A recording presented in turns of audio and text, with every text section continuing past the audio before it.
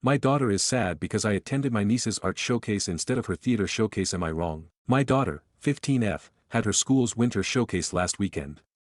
It wasn't a full play, but a collection of scenes and monologues from different performances that drama students have been working on. My daughter had a good role in one of the featured scenes and was really excited about it. While she never outright asked me to be there, I knew it was important to her. The issue was that my niece, 16F, had her first big art showcase that same night. My sister's husband passed away when my niece was little, and since then I've stepped in where I can. My niece is incredibly talented in painting, and this was her first time having her work displayed in a real gallery alongside other student artists. My niece made it clear leading up to the event that she really wanted me there. I had already told her beforehand that I couldn't come because I was going to my daughter's showcase, and while she said she understood, I could tell she was sad. The night before the event, however, she called me and broke down in tears telling me how much it would mean for her to have me there. She said she felt like this was one of the biggest moments of her life, and she wanted me to be proud of her the way a dad would be. That completely shattered me. I felt like if I didn't go, I would be letting her down in a way that would stay with her for a long time.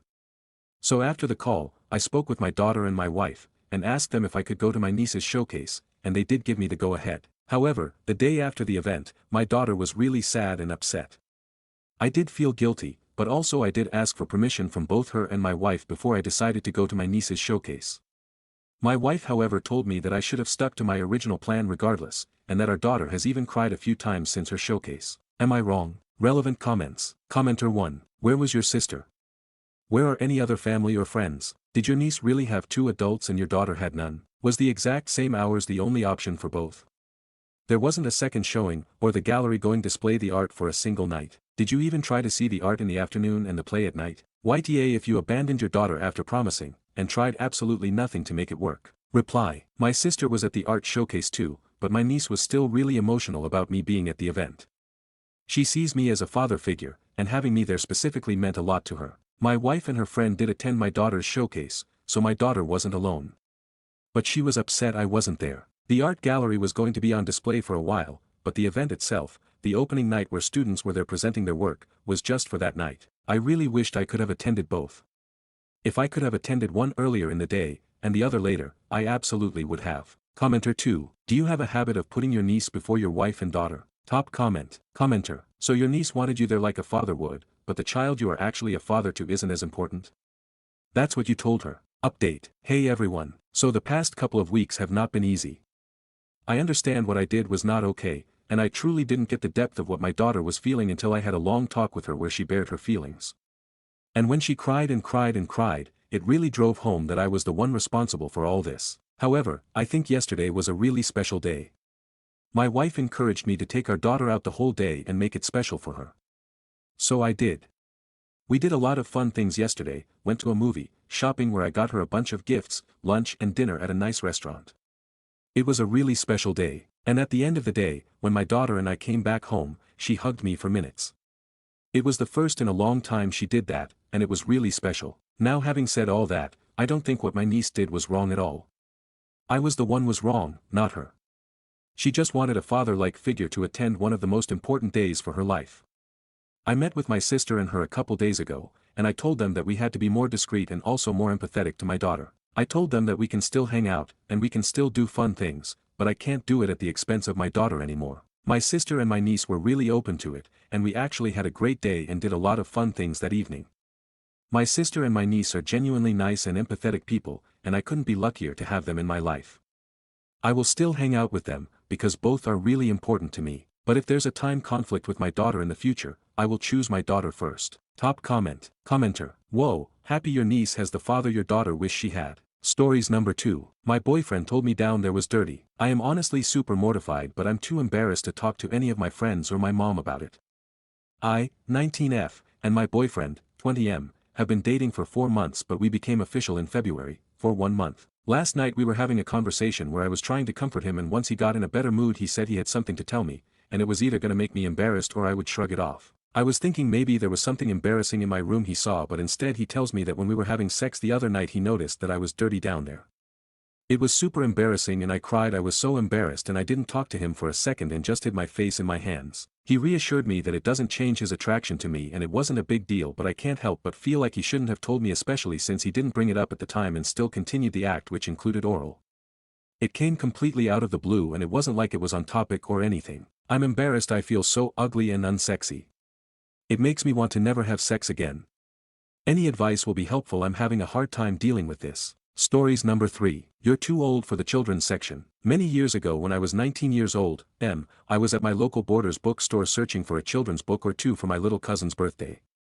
He was turning 5 and really enjoyed reading whatever kids' books he could at his young age, so I thought I would support the habit. I enter Borders and head straight to the kids section and look around, picking up some books that looked like they would interest my little cousin and even laughing at some of the funny things I saw on the cover's first couple pages. I flipped through. Kids' books are hilarious, okay? As I am minding my own business, I get a very firm poke on the back of my shoulder from a very disgruntled employee. The employee starts to tell me I must leave the kids section immediately because it is only for kids 12 and under, and how inappropriate I was being and also how creepy I was being for looking at children's books. I let her go on and on until I had enough and decided it was time for some very petty revenge. I let her finish one last sentence and said, I totally understand. I'll make sure to leave the kids section as no adults are allowed to be here. I literally took about 10 steps to my left, which put me outside of the clearly carpeted boundaries of the kids section. I stood there as the employee kept looking at me. As soon as I saw a mom and dad walk into the kids section with their 2 kids, I regretfully informed them that their kids could stay and look around the section, but the parents would have to leave as they were over the age of 12. They of course were questioning my authority to tell them to leave the kids section, rightfully so, and as luck would have it, the employee from before came charging over apologizing to them for my remarks and explained that the kids section is not only for individuals under the age of 12. As soon as I heard those words leave her mouth, I of course questioned her and asked why she would have told me the opposite just a few minutes ago and had me leave the kids section. At this point, the couple just demanded a manager, again, rightfully so. The manager came over and asked for everyone's side of things. When I told him I was there to buy children's books for my cousin, he asked why there was a problem in the first place. I replied, I'm not sure. Ask your employee, she is the one who approached me for looking at books. I was just informing other customers of store policy so they didn't get reprimanded like me. The manager immediately turned red and walked over to his employee. I couldn't hear everything he said, but I could hear him say, we'll talk about this later. This is the second time now. So I can only imagine what trouble she got in. After he finished telling his employee that they would speak later, he came back over to me and the couple. I started this part of the conversation off by apologizing to the couple for making them and their kids my case in point, to which they said they understand now that they see what happened. The manager apologized to them as well and then to me for his employee's behavior and explained that there is no such rule or policy and that I was free to go into the kids section, get whatever books I want, and then check out up front. He offered to bring any children's books I knew I would purchase to the front register and hold them for me so that he didn't waste any more of my time and so that I could do one last quick visual sweep of what kids' books were on the shelves.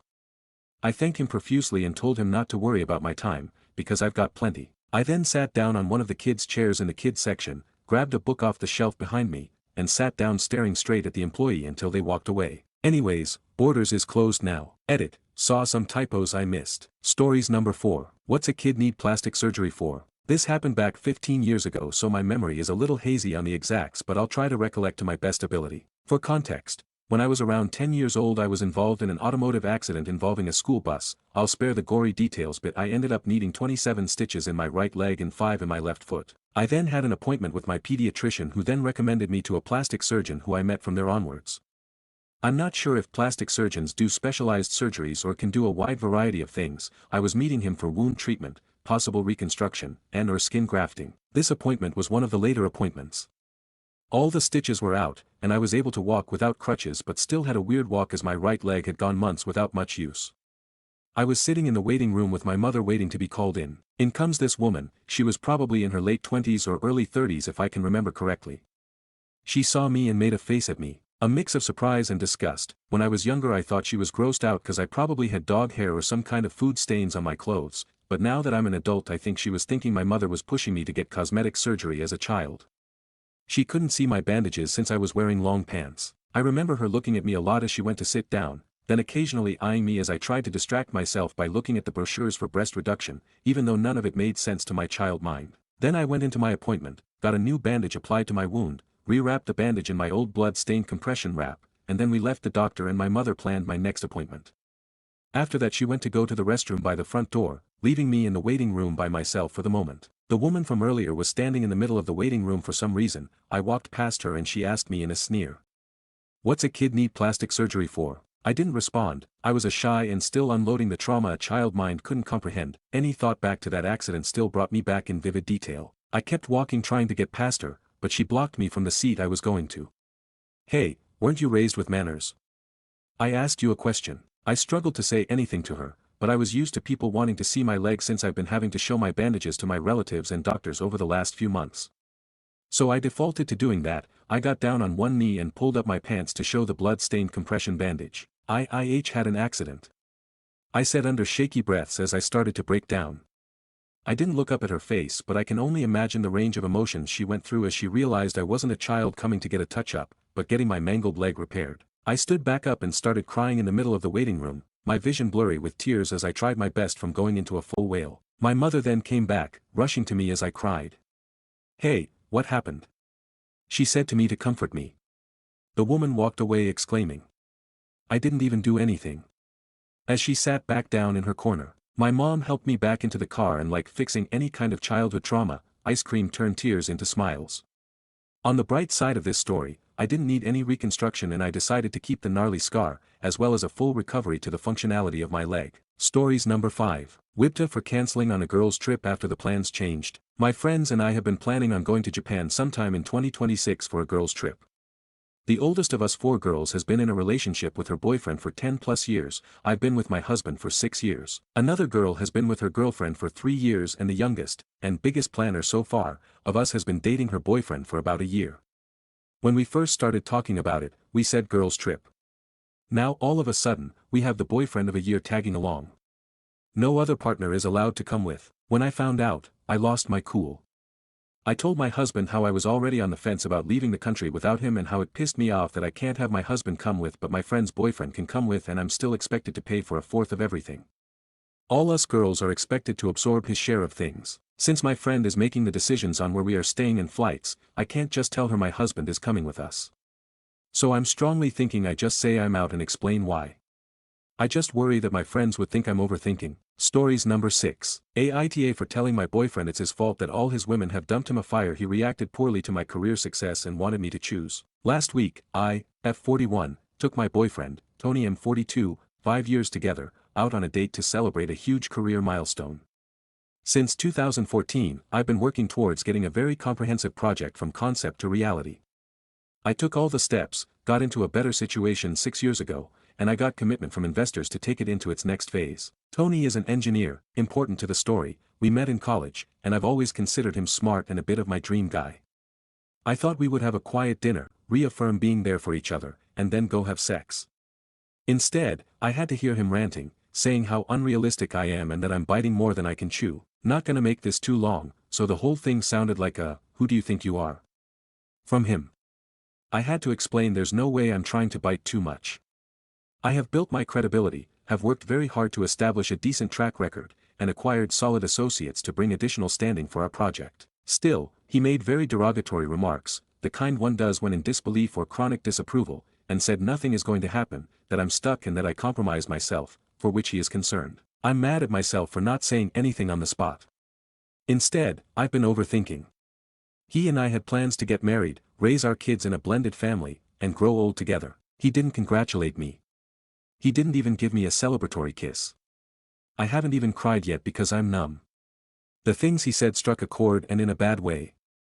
So basically, he thinks that I've been lucky. I did talk to him about it after I went to my place, and he doubled down with suspicions of cheating on my part. He says there's no way I could get this far. I asked if he's mad because my project would also include his industry, which he's very proud of, and he denied it. This is like an ice bucket to my head. We tried to talk 2 nights ago at his place, and I left feeling worse. He says he wants a partner to enjoy life together and that I'm too old to dedicate myself to a massive project because I should have done it earlier. I don't understand, since years ago, he wanted a successful woman for himself. He said I needed to make up my mind between my reality, which is our tangible relationship, and my perceived new developments. I reminded him about what he said, and that his words about me cheating or sleeping my way through my career was especially disrespectful because he knows I was harassed at some point and was concerned for my safety. He said I was manipulative. He called me last night like nothing happened. I broke up with him and told him to look in the mirror and ask himself why he was dumped by all of his exes. He said I was using very personal things that he told me against him and that it was disappointing. I texted him back and said I'm not responsible for his reactions when he was so inconsiderate. He has been asking me to apologize since he woke up. He sounds weird and a bit depressed and he says I used painful situations in his past for leverage. His ex-wife divorced him, his ex-fiancée cheated and left him before the wedding. I don't feel like I owe him anything, I didn't mention anything specifically, but I just said it's his fault that his women run for the hill, figuratively. Aita for refusing, although I think this affected him mentally. Edit. He works the same job since after college, with a very well-recognized company that comes with status and stability. He has access to nice things, and it's not like my project will affect his company. Stories number 7. Aita for telling my disabled coworker she shouldn't need to lie on dating apps. This is a tough one and I'm genuinely curious to know what people think, so here goes. I have a coworker called Caroline, who as you can guess, is disabled. She's in a motorized wheelchair, and can't really move a lot but is still very capable of her job, and a lovely, fun person in general BTW. We were talking on a break about dating and dating apps, how I had never used one and how she did, talking about her experiences. Casual conversation, really, and we were careful not to go into detail or anything or make each other uncomfortable till this came up. She brought up how she didn't disclose that she was in a wheelchair disabled on her Tinder bio because it tended to scare people off or make people uncomfortable when they chat through the app. This confused me because it's very obvious she is in a wheelchair and if they went on a date in person they would find that out very fast. There is absolutely no way she can function in daily life without it, so she can't exactly stash it nearby or something and just sit on a chair during the date. She also told me that she does not tell them at all until they show up to the date and see the fact she is in a wheelchair right in front of them. Anyway, I, maybe stupidly, pointed out that is it not dishonest to not share that she is in a wheelchair on her bio, or disclose it to potential partners before meeting for the first time? She told me that everyone on dating apps lies about stuff so she didn't see the big deal. I told Caroline that it's not like hiding you have a twin or an accent or a particular way of looking, this is something that will heavily impact their dating life with you and they should be aware of that going in. She's a wonderful person and shouldn't feel awkward about it, and there are plenty of people out there who aren't fazed by their partners being in wheelchairs, so I didn't think she should lie about it. She went off in a huff saying I didn't understand, but now I'm worried I've somehow been the asshole by telling her this. I know it's not really my business and I never would have told her this if she didn't ask me, hadn't brought the subject up at all. I just didn't want to lie to her about what I thought and I tried to be tactful but I think it blew up in my face. Am I the asshole? Quick clarifications. She asked what I thought when she mentioned how she hid her disability on the app. I'm guessing she saw my surprise in my face when she said that. I would never tell her, or anyone, my opinion on a delicate matter like this if they didn't ask me first. Sum of comments. Commenter, NAH. You're entitled to your ideals and opinions, and she's entitled to hers. Her lived experience is that she gets far fewer Tinder hits if she adds the information to her bio, so she opts to leave it out because she wants people to at least get to know her before rejecting her on that basis. Feel free to lay all your cards on the table in your personal Tinder profile. Reply, yeah, I think she's absolutely entitled to live the way she wants and I don't really think she's being a bad person in any way for hiding the information on her Tinder. She asked what I thought about it, I replied honestly but now I wonder if I'm a prick for telling the truth. Commenter, NAH. I would recommend apologizing though. Whoever she dates can decide for themselves if they want to continue seeing her after the first date. It's not like she'll be hiding this from them for 2 years and reveal it right before the wedding. Reply, oh yeah, I apologized immediately but she's still in a huff with me, and now I just wonder if I should have kept my mouth shut tbh. Commenter, this confused me because it's very obvious she is in a wheelchair and if they went on a date in person they would find that out very fast. Have you considered that there is maybe a step or two between them reading her profile and them going on a date? I think it would be weird to not bring it up before meeting in person, but I think it's fine to leave it out of the profile and then bring it up in chat messages or whatever. Some people would definitely not try and connect with someone with a disability, but be okay with it if they were clicking with the person. Reply, oh I get that entirely, don't mistake me, the fact that confused me more is that she didn't tell anyone anything till they met in person. If it were me, I'd want to know at least before showing up to the date. I know there's plenty of chatting in between and then it's not relevant but to say nothing at all and just let them be shocked on the day. That seems odd to me. Commenter, for what it's worth, I strongly agree with you. I can understand her perspective but it seems like she's setting herself up for even more disappointment than those apps usually bring. I'll be honest, I wouldn't date someone in a wheelchair because there are a lot of things I like to do that would be off limits to do together. I'd have the same response to someone who was just uninterested in those activities. Obviously it's different if you're in a committed relationship and that person becomes disabled later on. I wouldn't leave someone I love, that's part of what you sign up for. Reply, I worry more than anything that people would get angry, upset, lash out at her for not being straight up before the date about her disability. Someone could really be violent about what they view as deception and she wouldn't be able to defend herself. Commenter, okay, but that's for her to deal with. This kind of paternalism is something that disabled people have to deal with all the time, and it's always bang out of order unless they have asked you for your protection. I appreciate that she is your friend, but she is also a fully capable adult. Her legs don't work, but her mind very clearly does. She is making decisions based on her experiences connecting with people as a wheelchair user, which you will never be able to understand unless you also become one. Your ideas about how she should conduct herself and move through the world, figuratively, not literally, don't hold a lot of validity, because they're based on some assumptions that are deeply rooted in ableist notions about what position disabled people should take socially. Reply: I would say the exact same thing if a friend was posting fake pictures entirely on a dating app too. Her disability is irrelevant beyond that. I recognize that her not disclosing it at least before the first date could spell a bad reaction, and I would want her to be safe. If a friend was using fake pics for example, I would say the exact same thing. Commenter: info, are you close personal friends? Have you hung out with her outside of work? Are you in a line of work where people discuss things this openly all the time? Also, have you considered that disclosing wheelchair use can attract predators? As a disabled person, I would be very hesitant to use an app to meet people. There is no good time to disclose to a relative stranger that you are more physically, socially, or financially vulnerable than the average person. Reply: we're good friends outside of work, like we hang out and get dinner once a week and catch up about various personal interests we share. I wouldn't have been perhaps as honest if I didn't know her well. She brought up the conversation to me first, talking about her date on the weekend before and how it went, which how the subject of online dating came up. Also, I'm very aware of those factors. I just think that it is a bit dishonest to not inform someone when you agree to a date and then don't say anything about it till they show up to meet you and see you in the wheelchair. I know that if you put your wheelchair in your photos you will be bombarded with fetishists and messages from men gleeful that you couldn't run away, and that people may meet up with you specifically because they perceive you to be a vulnerable person. But also it's icky that the nice men have to be mildly surprised when they see your chair, so you should really be honest for their sakes. Commenter: YTA, it's not up to her to know what other people's deal breakers are. People aren't in the habit of listing every aspect of themselves that may be an issue for someone else before they even meet them. It's deeply ableist to suggest she should see herself as damaged goods and deny other people the opportunity to get to know the amazing person you say she is. Reply: I resent the implication that I am somehow ableist or that I see my friend as damaged goods. That's so insulting. My concerns for her not telling people that she is disabled before meeting them can be boiled down to 2 points. 1. People can be unkind and maybe very hurtful or outright violent towards her for not telling them. 2. It means they might not choose a place for the date that she can access. Update: since there's been a few questions or comments about various parts of this, I feel obligated to share more info. I apologized immediately after she got huffy with me. I did not just let the matter sit. Whilst she is still a little bit off with me, we have not stopped speaking by any means. Whilst she is a coworker, I would say we are also light friends, given we get dinner together once a week and catch movies together, share hobbies, etc. But I don't know how well our connection would be if we didn't see each other 5 days a week, if that makes any sense. There are people you meet through work that become lifelong friends, and those that are friends throughout their shared workplace but fade after.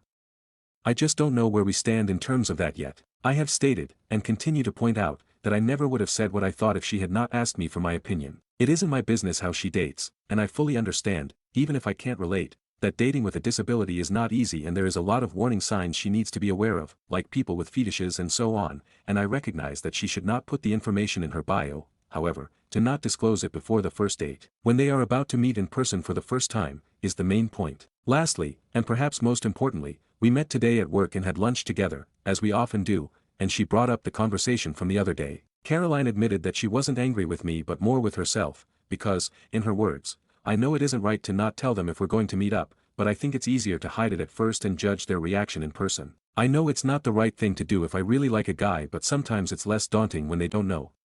I explained I understood and that I didn't judge her. I just hoped she could understand that she asked me what I thought, and I don't like to lie, but I probably should have not said anything. We agreed that it's a very nuanced subject and each person with disabilities has it different, so it's hard to say what works for each person. Caroline said she would try being more honest in the future with potential partners, and I said it wasn't my place to judge and I wished her luck with dating in the future. All in all, we both acknowledged we were both assholes, and not assholes. It's a difficult subject and neither of us has a place to say what everyone should or shouldn't do when dating. Stories number 8. Aita for telling off my class president and refusing to cooperate because she enlisted me into a school event without my consent. I, 18F, am currently a high schooler. Not too long ago there was a school event that was organized to celebrate our trilingual institution, meaning that we held interclass competitions in our local language, national language, and in English.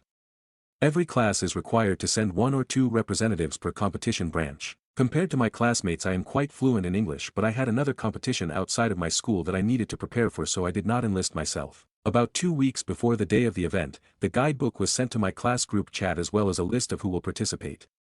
Our class president, 18F, urged us to enlist ourselves.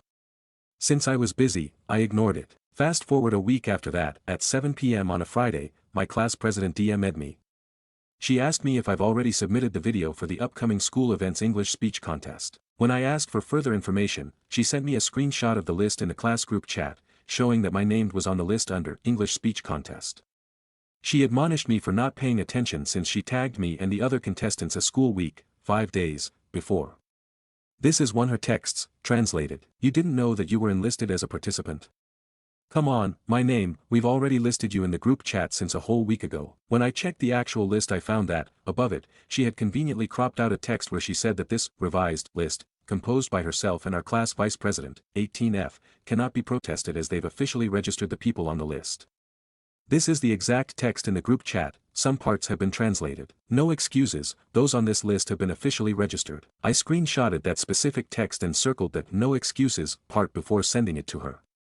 I told her that in that whole school week after she registered me and our other classmates, neither she nor the vice president ever bothered to check in with me about whether or not I'll be able to participate. I also emphasized the fact that only now, less than 5 hours before deadline, 11:59 p.m., did any of them bother to text me. At the end of my text I told her that everything must be done with consent and there was no such thing as no excuses, considering we live in a democratic country. Class president left me on read. Fine. A couple of days later it's Monday again. Class president and vice did not bring up this issue. My parents say I'm in the right, feel slighted, while some of my classmates have said that I was an asshole for refusing to cooperate and potentially getting the entire class in trouble. Stories number 9. My GF is at yoga and I just found proof of her cheating on me with my beat friend. What do I do? I found texts of them saying taking about how badly they want each other which she forgot to delete. They were quickly deleted 3 seconds after I saw them. We've been together for 5 years and he's been one of our friend for the last 2. Update. My GF is at yoga and I just found proof of her cheating on me with my best friend. What do I do? Hey everyone, I wanted to share an update since a lot of people were asking how I found out and what happened next. So, here's the rundown. While my ex-girlfriend was at yoga, I was on her computer and saw the notifications popping up. Out of curiosity and suspicion, I went through the messages and saw the conversations between her and my, now former, best friend. They were basically talking about how badly they wanted each other. The moment she realized someone was reading her messages, she started deleting them. After reading those messages, I packed all her belongings, every gift, every item she left at my place, and put them all in her car. Her car was parked at my house because she went to yoga with my mom. Yeah, a messed up situation. And, in a moment of anger, I may or may not have poured milk underneath her car mats, allegedly. Once her things were packed, I messaged her telling her I knew everything. I told her the messages were deleted too late and that when she got back, she needed to leave. While on her laptop, I also messaged my ex-friend saying, he knows. All he responded with was, what happened? She tried sending and deleting messages to him, trying to clarify that it was me using her laptop, so I just stopped engaging and blocked both of them immediately. Now, here's where it gets complicated. We were 50-50 partners in a company we started together. She's been asking for the company and demanding money I owe her from things we paid for together. So, I sent her the buyout clause, which states that a capital investment of about 4 times my salary has been made to this business, meaning, half of that needs to be paid to me. I haven't heard from her since. I guess that's where things stand now. Not sure what's going to happen next, but I wanted to update you all. Thanks for all the support and advice. It really helped me keep my head straight during this whole nightmare. P.S. So many disgusting weirdos asking me for her nudes, is this normal or bots? Stories number 10. Aita for leaving my BF's promotion party after his speech. I, 29F, had been with my boyfriend, 32M, for almost 3 years. He recently got a big promotion at work, and honestly I was really proud of him. I helped him prep for it, supported him during all the stressful weeks, picked up extra stuff at home so he could focus. Anyway, he threw a party to celebrate. Fancy rooftop thing, catered food, drinks, a lot of coworkers and friends, even some family, all good. At one point he got up to give a little speech and started thanking people, his boss, coworkers, his parents, and then he goes. And of course, thanks to my girlfriend for putting up with me basically being a ghost the last few months. You deserve a medal or something. People laughed. I kind of smiled but it felt off. Then he followed up with, she's not climbing the corporate ladder or anything, but she keeps the house running and makes sure I don't starve. More laughs. I just stood there feeling like I'd been slapped in front of everyone. No mention of how I supported him emotionally, nothing about how I helped him through burnout or took on extra stuff to make his life easier. Just some weak jokes at my expense. I didn't say anything. Just left. Quietly. Texted him that I was going home. He didn't even notice I was gone till like 2 hours later. When he got home he was pissed, said I embarrassed him and that it was just a joke. Said I was too sensitive and ruined his night. Some of his friends agree with him, but mine say I had every right to feel hurt. So Aita for walking out. Stories number 11. Aita 4, terrorizing my brother, making him live in his own filth. My brothers are all pigs. We had a very traditional house where girls cleaned and washed dishes from the time we were old enough to walk and stand on chairs, and my brothers never did anything, and as adults cannot even turn a washer on. I very much resenting how I felt like I had to raise my own father and how holidays and weekends were always spent with my brothers and dads laying around and us cleaning. Even Christmas they got to play with their toys and we went in the kitchen. I do not care about excuses like, I was never taught. We are all adults now and they can YouTube and Google whatever they do not know. I learned how to patch walls, change tiers, change oil, etc. All the gendered stuff I was never taught, so I do not see why he can't as well. My brother got put out by his girlfriend after they just had their first kid because he does not help with anything. Since staying with me I have forced him to do stuff. When he first moved in my house went from my tidy, clean utopia to a disgusting mess. He would spit sunflower seeds on the flood, hide his food and dirty dishes around the house, spit chewed gum behind the coffee machine feet from the trash can, hide snack food everywhere, smoke on the toilet and put cigs out on my floor, which is a slap in the face as I asked him to not even smoke inside because I do not smoke. Leave his dirty clothes everywhere, even on the living room floor, etc. Even when he ordered food for himself, he would eat at the table then leave it for me to put away for him. Anytime he took anything out of the fridge he would leave it on the table and would often leave the fridge open. I am not joking, I found maggots 3 times from his mess. I lost it and told him to change his behavior totally or get out. Well, he started doing stuff but as badly as he could. He would put bowls in the dishwasher so they would be filled with nasty water, mop with the same water for days on end leaving it smelling of rot, do his laundry by putting it in the washer and leaving it for me to finish, put food away by throwing it all over the fridge, spilling food everywhere. The best was when he put the syrup away upside down on the top shelf with no lid on, coating my entire fridge in syrup that took hours to clean, etc. Then he would say, I am trying, you are just being a bntch. I lost my temper, and I know I couldn't leave him on the street, so I divided the house. The cabinet doors all have locks from the previous owners, so I got him from dishes from Goodwill and forbade him from using any of my dishes, so he is eating off his filthy dishes. I made it very clear that anything left on the floors, clothing, etc., gets a 1-day grace period, then it will be thrown away. Same with the few dishes he has, as he would leave them in the sink until they started to grow mold. I started locking my bathroom door and he has to use the one in the basement, which I refuse to clean. If his clothes are in the washer for more than 8 hours and I need to use it, I dump them wet on his bed. Any trash he leaves laying around goes on his bed. If he orders food and gets up and leaves his leftovers, I leave them to rot, then they get thrown away, though twice the idiot has left food out overnight and came out and started angry eating it whilst glaring at me. Both times the idiot got food sickness. He destroyed my fridge again, putting juice in upside down with the lid barely on, once again destroying my food, so I mopped it up with towels and dumped the towels and all my ruined food on his bed, then put a lock on the fridge. He hates me and says I am terrorizing him. I say I was forced to mother him as a child but was never given the parental control to actually teach him how life works. And since my brothers used my childhood to treat me like a maid, I will no longer parent them.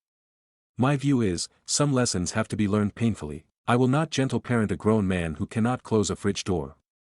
Aisha. Sum of comments. Commenter, ages. Whose house is it? Why haven't you kicked him out already? Reply, I am 30, he is 33. This is my house. I guess family is family, just got beat into my head a lot. Commenter, suggestion, put a time limit on his time with you. Either he starts actually working towards a solution, and away from the weapons ed incompetence that he's engaged in with the juice and syrup, or he gets moved out. Is he paying rent or for food? Utilities. I assumed that you'd be fine without any of his additions towards these, because you seemed okay before you invited him in to disturb your peace. Reply, he isn't paying anything because he lost his job during COVID and says he cannot find work. I was letting that go because I make really good money and didn't need any of it from him, but he needs to contribute something, and he is not. I think I will figure out a timeline and tell him he has to do better or go. I am sure he can find some other woman to raise him. That is his usual move when his girlfriend puts him out. Why she puts up with it IDK, but I can't say anything because I do too. Update, I could not believe my eyes when I opened Reddit and saw the number of notifications. Wow. So just to update everyone, things came to a head today. I had to work the early shift and had session with my table tonight at 6, I am DMing a few D&D games, I begged my brother to keep the living room clean. I came home and the house was more than trashed. I mean, it looked like a bomb went off. He even dropped a cup of milk on the floor and left it. I flung the whole milk jug at his head and screamed at him to GTFO. He tried to bulk up to me and I lost it screaming, "Get out," over and over, and I guess he saw how unhinged I was because he stormed out. I cleaned up the milk, then jumped online to message everyone to cancel and saw the 700 plus notifications. You all gave some really solid advice, and I knew reading the replies last night that this was over. I was gonna give him a few weeks, but seeing that milk all across my new floor was the last straw. IDK where he is going, I don't care. I thank you all. I love Reddit people. End of update. Sum of comments. Commenter, really, why are you doing this? I absolutely do not have any sympathy for you. You really can't be that dumb. Reply, joke's on you, I really can be, LOL. No, I think growing up how I did, family was just pushed into my head, and all the old ladies used to say that men couldn't help it. In my church, if you yelled at a man for any of this, you would be viewed as insane. Regardless, check my update, he is gone now. Commenter, it seems like he actively hates her, right? It's the syrup in the fridge that would have sent me over the edge. What a pain in the A to clean. Reply, it was horrific to clean because I was gone for 3 days and by the time I got back it was like molasses. I ended up having to shove all the fridge drawers in my bathtub and scrub them. I was bawling, I was so upset. Commenter, I would be willing to bet so much money that he listens to Andrew Tate and Joe Rogan and thinks women and men should have strict gender roles, which the men are always conveniently exempt from holding up their part of. Your brother is a piece of shit. Reply, he adores Ben Shapiro and Tate but thinks Rogan is a little bitch that needs to pick a side. He is super into Nick Fuentes too, or however you say his name. But his favorite is the one guy that got in trouble for screaming at his pregnant wife, I cannot remember his name. Commenter, she was conditioned as a young child to accept shitty behavior from men. Even putting in this boundary is likely a big step for her. Of course, I hope she takes from this thread that he's abhorrent and she doesn't need to accept this behavior. Though I get why she may not think she can just kick him out, even though she can and she should. Reply, this is 100% it. In my church, if you complained about men not cleaning, people would think you are insane. I posted this 10,000% thinking I was going to get roasted for being a B% TCH LOL. Commenter, I'm so sorry, honestly that sounds like a really toxic culture and I would try to find a more left-leaning church, but I understand that may not be possible in your area. Reply, I left the church and the area LOL, I am way libbied up now LOL. When he called me needing a place to go, I think I regressed a lot mentally. Commenter, your childhood church sounds like one of those culty outfits that has youth leaders sleeping with underage teens and pastors grooming young girls. Thoroughly gross. Reply, our church is #1 for those scandals recently. I was groomed by our youth leader. It was fairly standard for the elders to go on mission then marry a barely legal teenage girl when they were late 20s to 30s. It is rampant. Commenter, how do you even put syrup or juice in the fridge upside down and open? The syrup alone would have to have the two closed to try and balance it on the top upside down. The juice could be in several containers but again, probably needed a top to balance. Doesn't make any sense. Reply, at the top of my fridge I keep drinks, like juice, milk, etc. He left it upside down laying across the top of all the drink bottles. So it was not perfectly upside down but rather at a sever slant with the top at the bottom. He did the same with the juice. Parents. Reply, you are not going to believe this but one time I did 10,000% get grounded because my brother got cysts on his ass from not cleaning and my mom said I needed to set a better example for him. That is 100% true and totally sounds like an insane lie. Editor's note, OOP was sort of asked to prove she wasn't a bot and it made me chuckle here. Update post. Hello everyone, I considered leaving the situation with my brother at the original post, but this post has blown up and is being covered outside of Reddit so I figured I should tell you guys what has happened. To start, I know a lot of people seemed incredibly perplexed I even allowed this. To this all I can really reply is that I grew up in a very toxic environment. They are Mormons, and not the modern kind. When I was a kid, I was not allowed to wear pants. In my childhood if you asked a man to clean you would be looked at like you were insane, and if you got mad at a man being messy it would even be implied you could possibly be corrupted spiritually for attacking the original design. Obviously after I left the church, I understood that things are different, but I am not as healed as I thought. I obviously need a lot more therapy. I also got a few posts asking why I didn't include that I am autistic in my post, this is just because it is not relevant. The actual update, my brother is MIA. For anyone who missed it, the day after that post I came home to a trashed house and a glass of milk spilt on the floor that had obviously been there for a while. I lost it and lugged the milk jug at his head, thankfully missing, and screamed at him over and over to get out. He tried to square up to me, but I screamed so loud it was hard to talk the next day. I think he got the hint then and took off, almost ripped my door in two doing it. I had to replace a hinge. I know some people wanted me to sue him, but during this whole situation I was confronted with a health scare, just some weird looking moles, but I am still worried, so I do not want to deal with that. He left, get this, and went to the house of his 19-year-old girlfriend. Apparently, he met this girl when she went to the bar for her 18th. I had no idea this was going on, but all my brothers did. To recap. He had a baby with his GF of 8 years, this month. Editor's note, the girlfriend of 8 years is different than the 19-year-old. I told them all to fuck off. When mom messaged me crying because, no one knows where your brother is, he just left with some girl, I told her I do not care.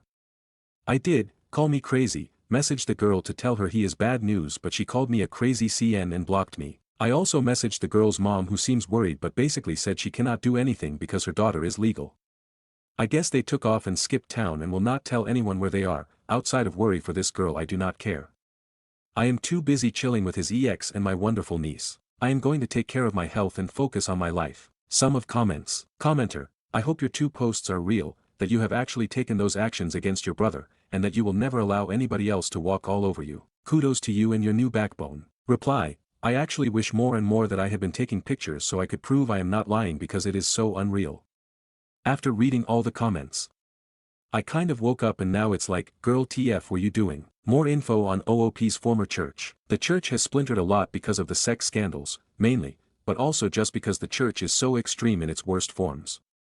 As a result, a lot of the church is updated to become more modern and to leave behind a lot of the older actions. As a result, some churches operate not different from any other religion institute and a lot of the members are lovely people. Still, I am never shocked when another scandal happens. Commenter, hope it's clean. Sounds like lots of work to fix. Reply, my friends all came over and we had a cleaning party. The basement toilet was the worst as that was the only area I was not monitoring. I mean it was horrific.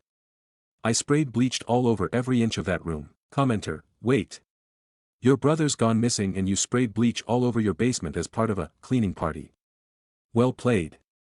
Loads of folk to take the fall with you. Just kidding, but seriously well done on turning your life around and standing up for yourself when you've been conditioned to never do so. Very impressive. Reply, I didn't realize how that sounded lol. Commenter, did you change all of your locks and get a good security system? Reply, I put on a new padlock.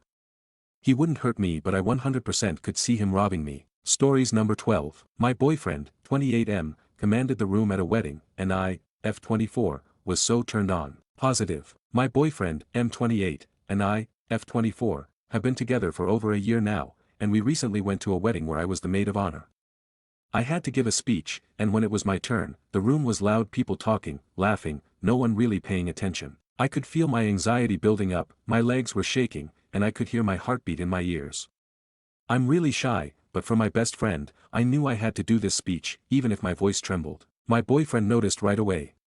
Without hesitation, he stood up and, in a calm but loud voice, said, "Quiet down." Just like that, the entire room went silent. Everyone turned to face me, and suddenly, I had their full attention. I was so taken aback and in awe by how effortlessly he took control. He had my back in that moment, and it made me feel so grateful. It wasn't just about the speech, it was how he stood up for me without a second thought, making sure I felt heard and seen. After the room went silent, he squeezed my hand, showing his support, and suddenly, I had this boost of newfound confidence. I gave my speech, and it went perfectly. When I sat back down next to him, I couldn't stop smiling and thinking about how much that moment meant to me. He didn't just help me in that moment, he made me feel valued and protected. His calm, confident, authoritative presence made me feel so attracted to him, so turned on. The rest of the day, I couldn't stop staring at him. I was in awe and more in love with him. He would just laugh and hug me, telling me it's no big deal and how proud he is of me. And just for a moment I wished it was my wedding instead, lol. When we got home that night, I couldn't take my hands off of him. I showed him just how much I really appreciated him. Stories number 13. AIO, girlfriend spontaneously left on a trip with polyandrous friends 200 miles away. Girlfriend and I rent a place together and she's been in need of friends. She gets Bumble BFF and matches with a guy. He let her know very well that he's in a relationship, a polyandrous one, in fact, and so that's how she's just addressed them to me. The polyandrous couple. So he feels it's necessary that she become friends with his girlfriend as well, as their conversations include his girlfriend about half the time. So naturally the couple wanted to meet up in real life for the first time. In regard to her own safety, my girlfriend asks me if I'd be willing to come along and eat with them, as she wouldn't feel comfortable meeting strangers by herself. While I agree, the couple tells my girlfriend that they have problems with boyfriends, and would much prefer that I don't go. So my girlfriend goes to a food spot at a mall where she feels more comfortable being in a very public area. Time passes by and they all keep talking, the three of them now friends. My girlfriend asks if I could be incorporated, but it always ends up being unaddressed. However, they've increasingly been hanging out and it always seems to be at their own place. While we extend the offer to come over to our own place, plans never surmise and they end up just hanging out by their own place or somewhere in the city. They also offer to drive from their place, over to our place to pick her up, and drop her off, and drive back to their place when I'm always available to drop her off myself and save them the gas. For his birthday, they decided to take a 7-hour trip down south, to my girlfriend's hometown. While her hometown isn't completely random, no one takes the trip there because of all the other places around it. It's like traveling to Daly City when San Francisco is right there.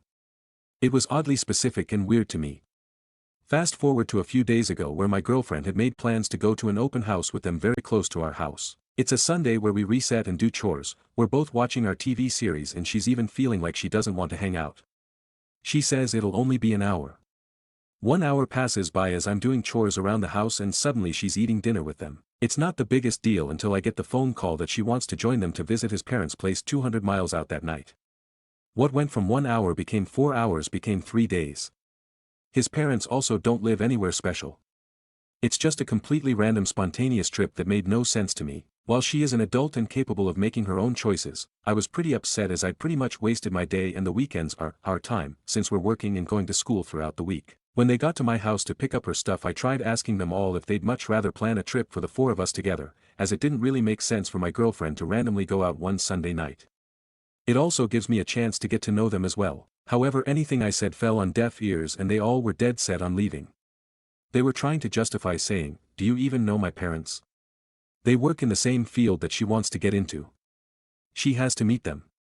She's already been missing classes and work and now she won't even have the chance to do that for 2 days. I can't even guarantee my girlfriend's safety 200 miles out for people who are essentially strangers to me." It's also extremely convenient that they propose a 3-day trip once she's already hanging out with them and paid for her dinner. I'd have imagined they would have proposed that earlier in the week so she could get prepared or something. I know they're her friends, but at the same time they've never made any effort to at least talk or get to know me.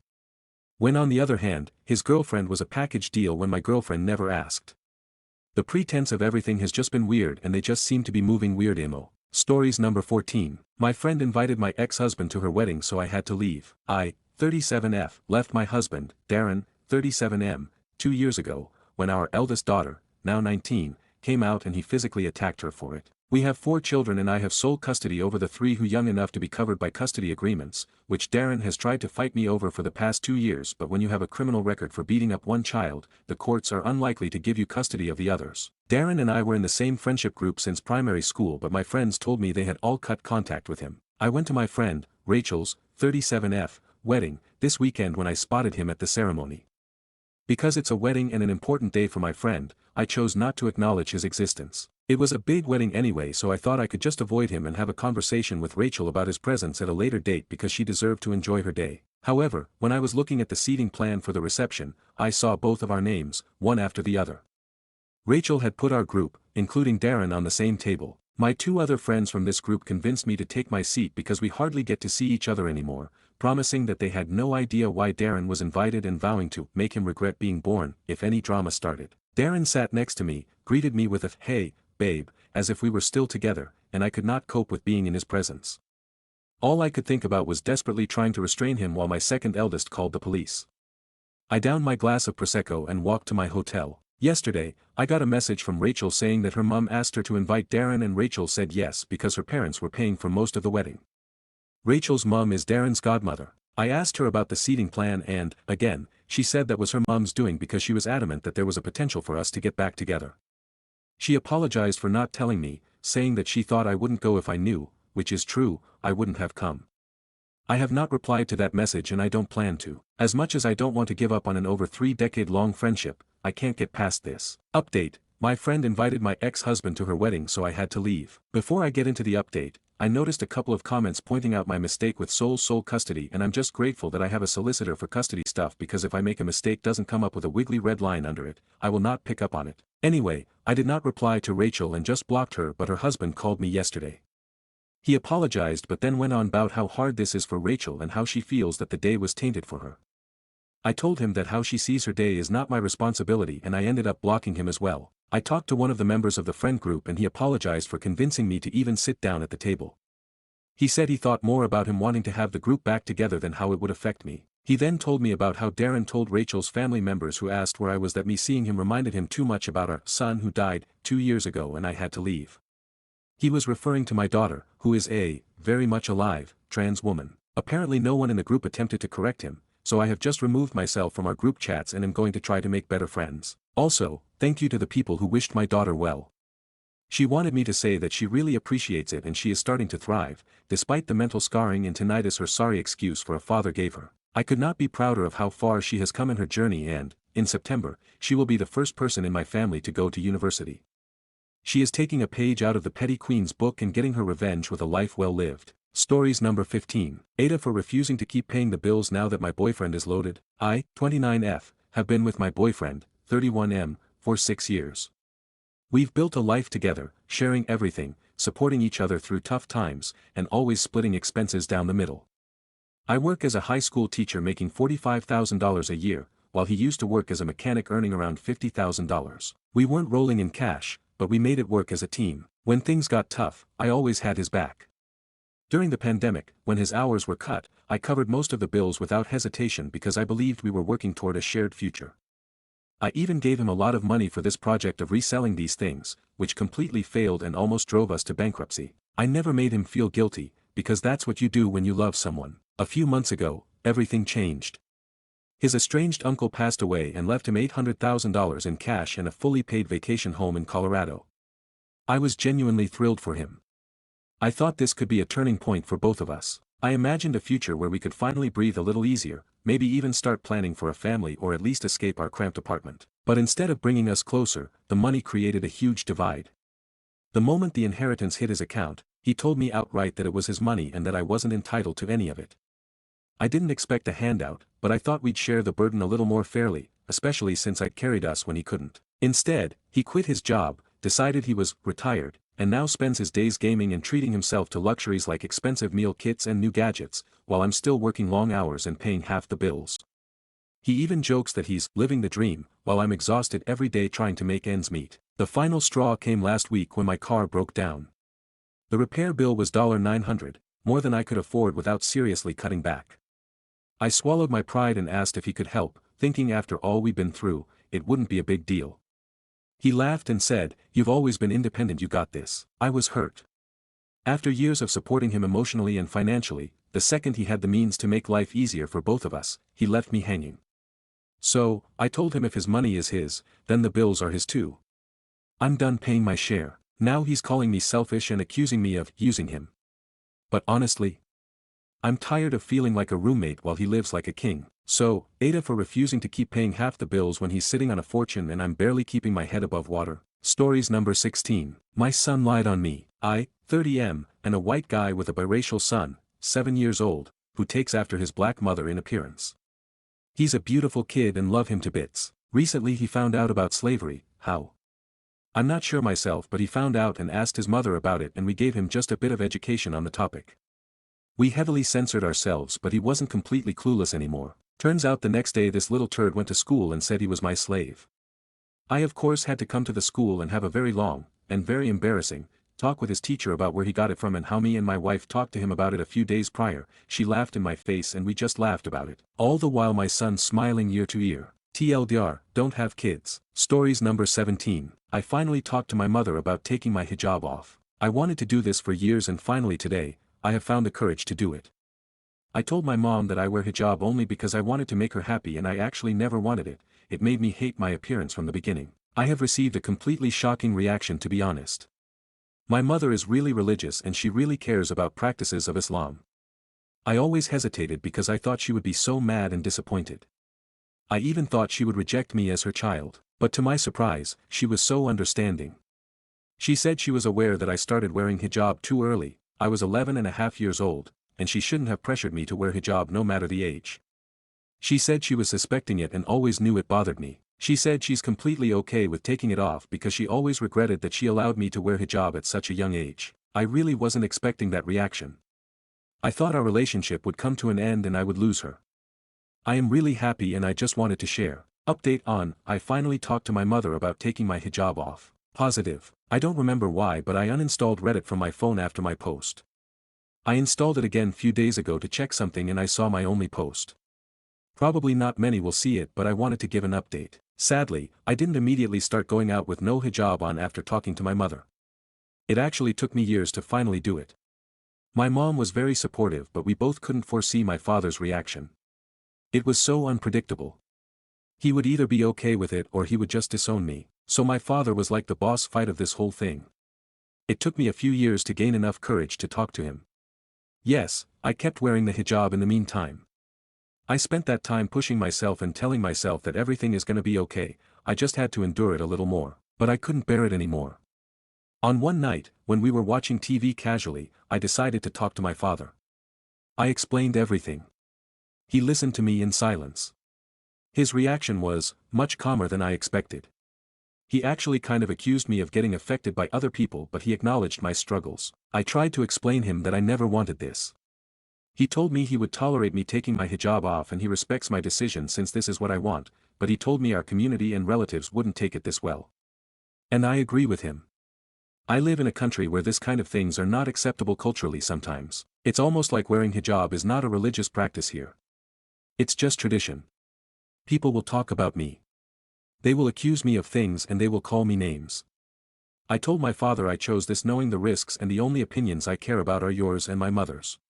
And partially my siblings. I know that my father got sad. I know that he has concerns. But he accepted me. I'm an adult and I'm pretty sure my parents are aware of that.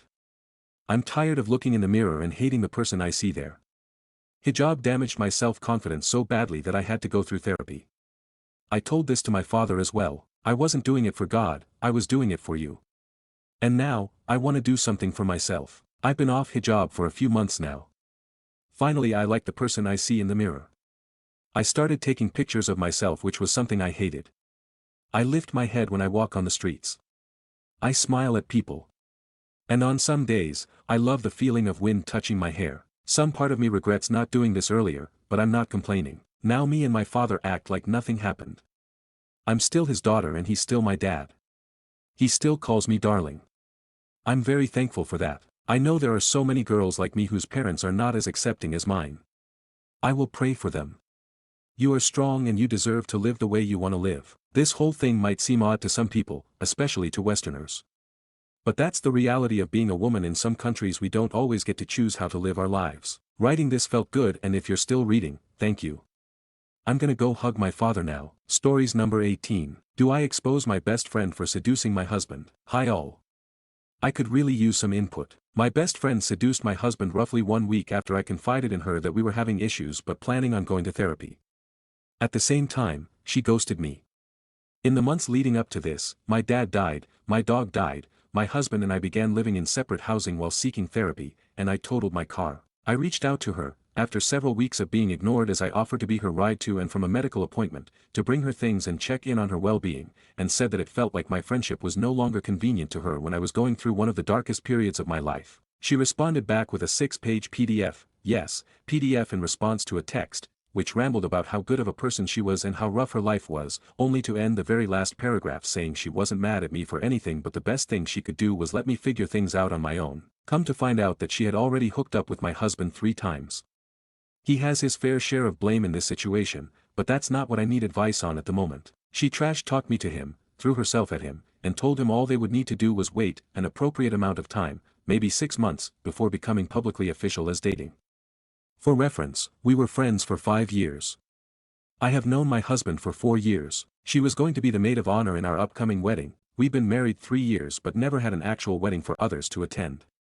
She called me her best friend. She stated hundreds of times that the reason she and my husband got along so well was because they bonded over their shared love of me. This is someone who presents themselves as an ideal. She meditates multiple times a week. She's sober, well, she calls herself that, but really she does plenty of things, she just doesn't drink very much, and hosts sober events. She talks all the time about how much spiritual healing she has done, how often she donates food to the local food bank, etc. She posts constantly about how 2025 is her year of solitary growth and healing, and promotes herself as someone everyone else should go to for advice and wisdom about how to become a better person. She is the epitome of empathy and honesty. She is the ideal friend who would never hurt her loved ones. I want to put her on blast. I found everything out about 2 weeks ago, it happened about 3 months ago, and she sent me that PDF about 1.5 months ago. I can't seem to let the thought go. I want to announce what she did in a very public way. I know it's messy and juvenile. But at the same time, I can't stand the thought of her tricking people into believing this image she puts forth. She had me completely fooled, and she still is fooling so many others. Isn't it the right thing to do to warn others? To expose the snake oil salesman. I also think it would make me feel better to expose her. I know that I wouldn't be doing it just for the good of others. But at the same time, I don't know that I want everyone to know what she and my husband did. Especially because at this moment in time, my husband and I are in therapy and working towards possible reconciliation. Should I expose her publicly? How? Why or why not? What repercussions could exposing her have, that I may not be thinking of? Is there some way to expose her while also not letting everyone know the painful intimate details of my life relationship? Or some way to at least stop thinking about it? What would you do? Edit. A lot of people are bringing up good reasons not to do it publicly. What about confronting her privately? As of right now, she doesn't know that I know. Stories number 19. Aita for telling my brother I'm not going to advocate for his wife to be included more when she's rude to mine. My wife, 32F, is very close to my 33M family. We were childhood best friends, high school sweethearts, and we've been together for 18 years now. They've known her all that time and my mom adores her and they're incredibly close. Actually, my mom has a good relationship with all but one of her children's partners. My younger brother's, Aiden, 29M, wife, 27F, is the exception. Aiden married Jem last year. They dated for a couple of years before that. At first we all got along pretty good with Jem, but she suddenly started being a dick to my wife. It started with very subtle comments that my wife said were nothing and I was just overreacting. While others would joke that my wife was mom's favorite kid, Jem would sound bitter and jealous about it. Then her comments turned mean about it. The jokes about it, which were never very frequent, stopped after that, but Jem would bring it up anyway. Then it was comments about exhausting it must be for my wife to have so many people who want her time and attention. Those were sparked by my siblings' partners also getting along with my wife, not to mention my mom and wife hanging out, and then my wife and I have kids together. I asked Jem what her problem was, spoke to Aiden 1:1 as well, and others spoke up in defense of my wife. Jem's biggest issue has always appeared to be my mom and my wife being close. I don't know why it drives her crazy, but it does. Now Aiden's frustrated because Jem isn't included the way my wife and the other partners are. The fact mom will do days with her daughters-in-law and Jem isn't invited. Or that my wife will do girl stuff with the women in our family but she doesn't invite Jem because eventually she got sick of Jem's shit too. She was better than me at brushing it off for a while, but I think anyone would get annoyed by someone always treating them like shit. So Aiden came to me hoping I'd advocate for Jem to be included. He said she just feels left out and wants to be included. I told him she has a funny way of showing it. He said she knows she messed up but to give her another chance for him. I told him I'm not going to advocate for his wife's inclusion when she was so rude to mine. I told him he needs to get Jem to make it up to everyone and work toward her inclusion, or else she's staying an outsider. I told him I get that his loyalty is with his own wife, but mine will always be with my wife. He told me someone our side needs to try or Jem will feel like she's wasting her time. I told him it's not on me. He tried to pull some brotherhood crap and I told him to knock it off and accept my answer. Obviously he hates that. My wife said she'd have no problem if Jem apologized and actually stopped with her comments, and she's glad I told Aiden what Jem needed to do. Aiden keeps telling me I was a dick and could have done more. Stories number 20. AIO, my BF broke up with me because of my jewelry. So my 23F boyfriend, 24M, of a year just dumped me because of my jewelry. No, seriously. For some context, I've always loved wearing jewelry, rings, bracelets, necklaces, all of it. Some of the pieces I wear every day have sentimental value, gifts from family, things I've had forever, etc. Nothing super flashy, just stuff that makes me feel like me. My ex, LOL, has always had weird comments about it. At first, it was little things like, why do you wear so many rings? Or, you'd look better without all that on. I thought he was just teasing, so I brushed it off. Then it turned into actual irritation. He'd sigh when I put my rings on, roll his eyes if I adjusted my bracelets, even straight up tell me I should tone it down. Fast forward to this weekend, we were out with some friends, and one of them complimented my jewelry. I said thanks and mentioned how I feel kinda naked without it. My BF goes, yeah, I've been meaning to say, I think it's kinda excessive. Like, it makes you look high maintenance. I just laughed and said, well, good thing I maintain myself, but apparently, that was the wrong answer, because later that night, he sat me down and said he couldn't do this anymore. His reasoning: my jewelry is too much, it makes him feel like I care more about aesthetic than being practical, and he wants a girlfriend who is more natural and low-key. Like, be so serious right now. You're breaking up with me over accessories. Anyway, I told him that's the dumbest reason to break up with someone, but if a few rings and bracelets were enough to end it, then he was never really my person. So now I'm single, stacking my rings higher than ever, and realizing I dodged a massive bullet. TLDR, my boyfriend broke up with me because he hates my jewelry, and honestly, I think my rings weigh more than his fragile ego. Stories number 21. Aita for telling my brother I'm not taking care of our mom, so put her in a group home. My brother doesn't want to help anyone but always turn around and ask for help. This is some of our family members don't like him, and I agree with him. Our mom was on life support some years before she was diagnosed with Alzheimer's, so we take care of her. Well, I only do. I won't lie and say I liked it because I was exaggerating when I had a family to take care of. None of my siblings wanted to help out, so it was just me. I had to go to all her doctor appointments, had to pay for her medication. At the time my husband and I were going through a bad financial crisis, so we couldn't find mom a group home nursing home since it cost money. But now we're on track with our money. This woman treated me like shit my whole life, but it's funny how I became the one to take care of her. Now I don't, and I feel the weight drop. My siblings could pitch in, but they're not. The thing is, I won't have to take care of my mom anymore. For weeks I've been looking at group homes for my mom. I found a good one for her. I am no longer going to be here because I'm moving to Samoa with my family and we're staying there. She would have to go to a home because my siblings don't want to take care of her or get her help. She's already in the home, so she has to get used to her caregivers since I'm leaving in 2 days. I gave my brother a heads up about my plan. When I told him I'm putting mom in a home, he was mad.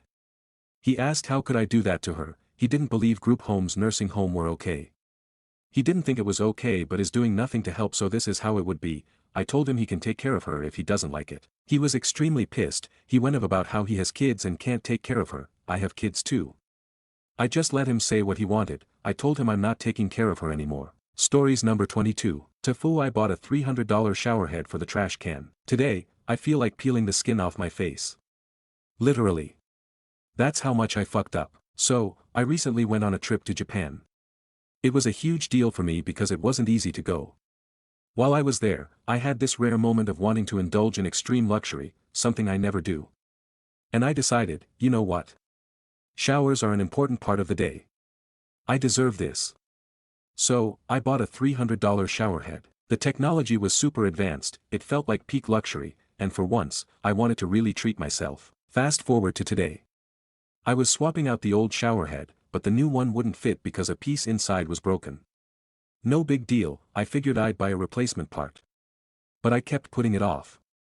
First, I told myself I'd go another day. Then that day came, and I couldn't go. Eventually, after a few days, I finally went out to buy it. Here's where it all went to hell. I had some random stuff I wanted to throw out, some torn pants, other junk, so I tossed them aside. At some point, I put the shower head down with everything, thinking, I'll move it later. But I didn't. I forgot. And then, like an absolute idiot, not really looking, I took everything out and threw it all away. And that's it. I basically flushed $300 down the toilet. Just, gone. I don't even know what to say. Have you ever messed up so badly that you just sit there, staring into the void, questioning everything? Because that's where I'm at. TLDR, went to Japan, splurged on a $300 high-tech showerhead as a rare luxury, which is something I never do. Took my time getting a missing part to install it. Accidentally threw it away with the trash. Now questioning my life choices. I thank everyone who gave me their support. I really appreciate it.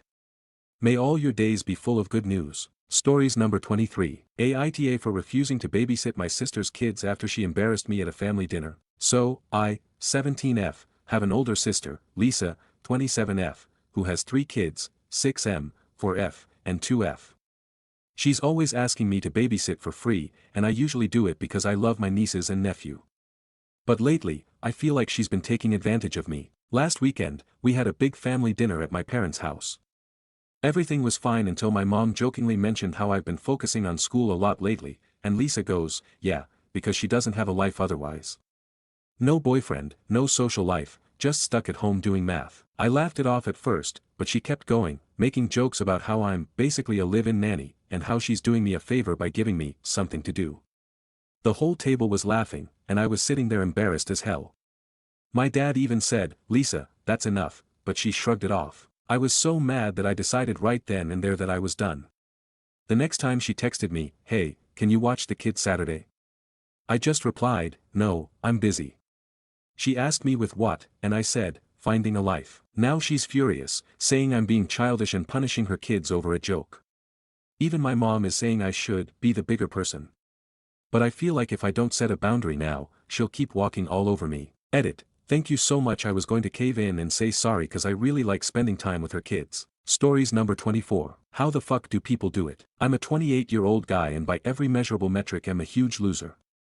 I'm unemployed, live at home, no higher education, an empty CV, not even remotely close to being independent, and to top it off have never even kissed a girl. Crashed and burned hard after leaving school, couldn't deal with all the change and newness that comes with it. College courses, jobs, apprenticeships, tried a bunch of stuff but every time I couldn't cope, would panic and then just quit. Clearly something wasn't normal, everyone else managed, parents just shouted and moaned and never tried to help. Gave up and dropped out of society ever since. I have no goals or ambitions, don't care about a job career, don't care about moving out, I don't even care what I look like anymore. You'd think I'd be embarrassed about all of this, but I don't really feel much about anything. I don't blame anyone for this, and am fully aware I'm in this position through my own actions, or lack of. Call me lazy or entitled, probably not far from the truth, life just doesn't interest me anymore. Let's get a job and work forever more to just about survive, I'm not playing that game. I'd rather go for a walk on a train track. Stories number 25. Aita for refusing to pay Christmas dinner for girlfriend's ex and his girlfriend. I, 40M, have a girlfriend, 35F, of 9 months, with 2 sons 11 and 12. We both grew up poor, but I've done well, spent prudently, invested cautiously, built up a management career, never had kids, and so have funds at this stage in my life. I always treat my girlfriend, she doesn't pay for dates or drinks, I figure I'm paying a little back in supporting single moms who are overstretched, and it all works out. After 9 months, I got the hoped-for invitation to Christmas dinner with the family, ex-husband and his girlfriend, plus the 2 sons. I took her that weekend to a bit of a fancy restaurant, as our relationship seemed to be going well, and it was one she'd mentioned in the past as a place she'd like to go to. After dinner, but before dessert, she talked about Christmas dinner and the price, $75, which I was like okay, that's worth it, looking forwards to it. And then, hey, it would be really nice if you could pay for the family, at which point I said like you and like one kid. $75 adults, $25 kids. And she said no, since you have so much money and my ex-husband just bought a house, you should really pay for all 4 adults and 2 kids. I have paid for a cheaper condo, he is upgrading to a multi-million-dollar home. I said I wouldn't be comfortable with that, and I'd need to talk to the ex-husband and it was a bit much. I said this in a few nicer ways. At which point she kept circling back and saying, you have money, you're being selfish. And I said, gosh, this is an awkward conversation, are we trying to destroy the night? I said, I think this was a pretty clear no. Can we talk more about it tomorrow? And she disinvited me from Christmas dinner, if that's the case you shouldn't come at all, and went to the bathroom crying. She came back, at this point I was ripping mad, said I'm not used to being an ATM, I broke up with her, congratulated her for the act of sabotage, gave her a sarcastic golf clap, yep, started to yell, told her to fuck off and call me when she decides she's done being an idiot, and paid for the bill, but not dessert, and told her to cover the tip. Boundaries. Apologized to the hostess for the scene and dipped. I'm sure I was an asshole, but was I the asshole here? Stories number 26. AIO for telling my husband I just won't be in a good mood tonight and to stop trying for the night. So last night our 8-month-old got up every hour screaming crying she's sick and couldn't breathe right, so I barely slept. My sister came to give me a ride and took her to the doctor this morning while my husband was at work from 8 to 5. There's nothing they can do except tell us to give Motrin. I thought at some point today I'd get her to at least sleep for an hour or 2 if I was lucky. Well, I wasn't lucky, so I'm running on about 3 hours of broken up sleep in the last 36 plus hours. Our daughter also has just been screaming crying and going through a rough time.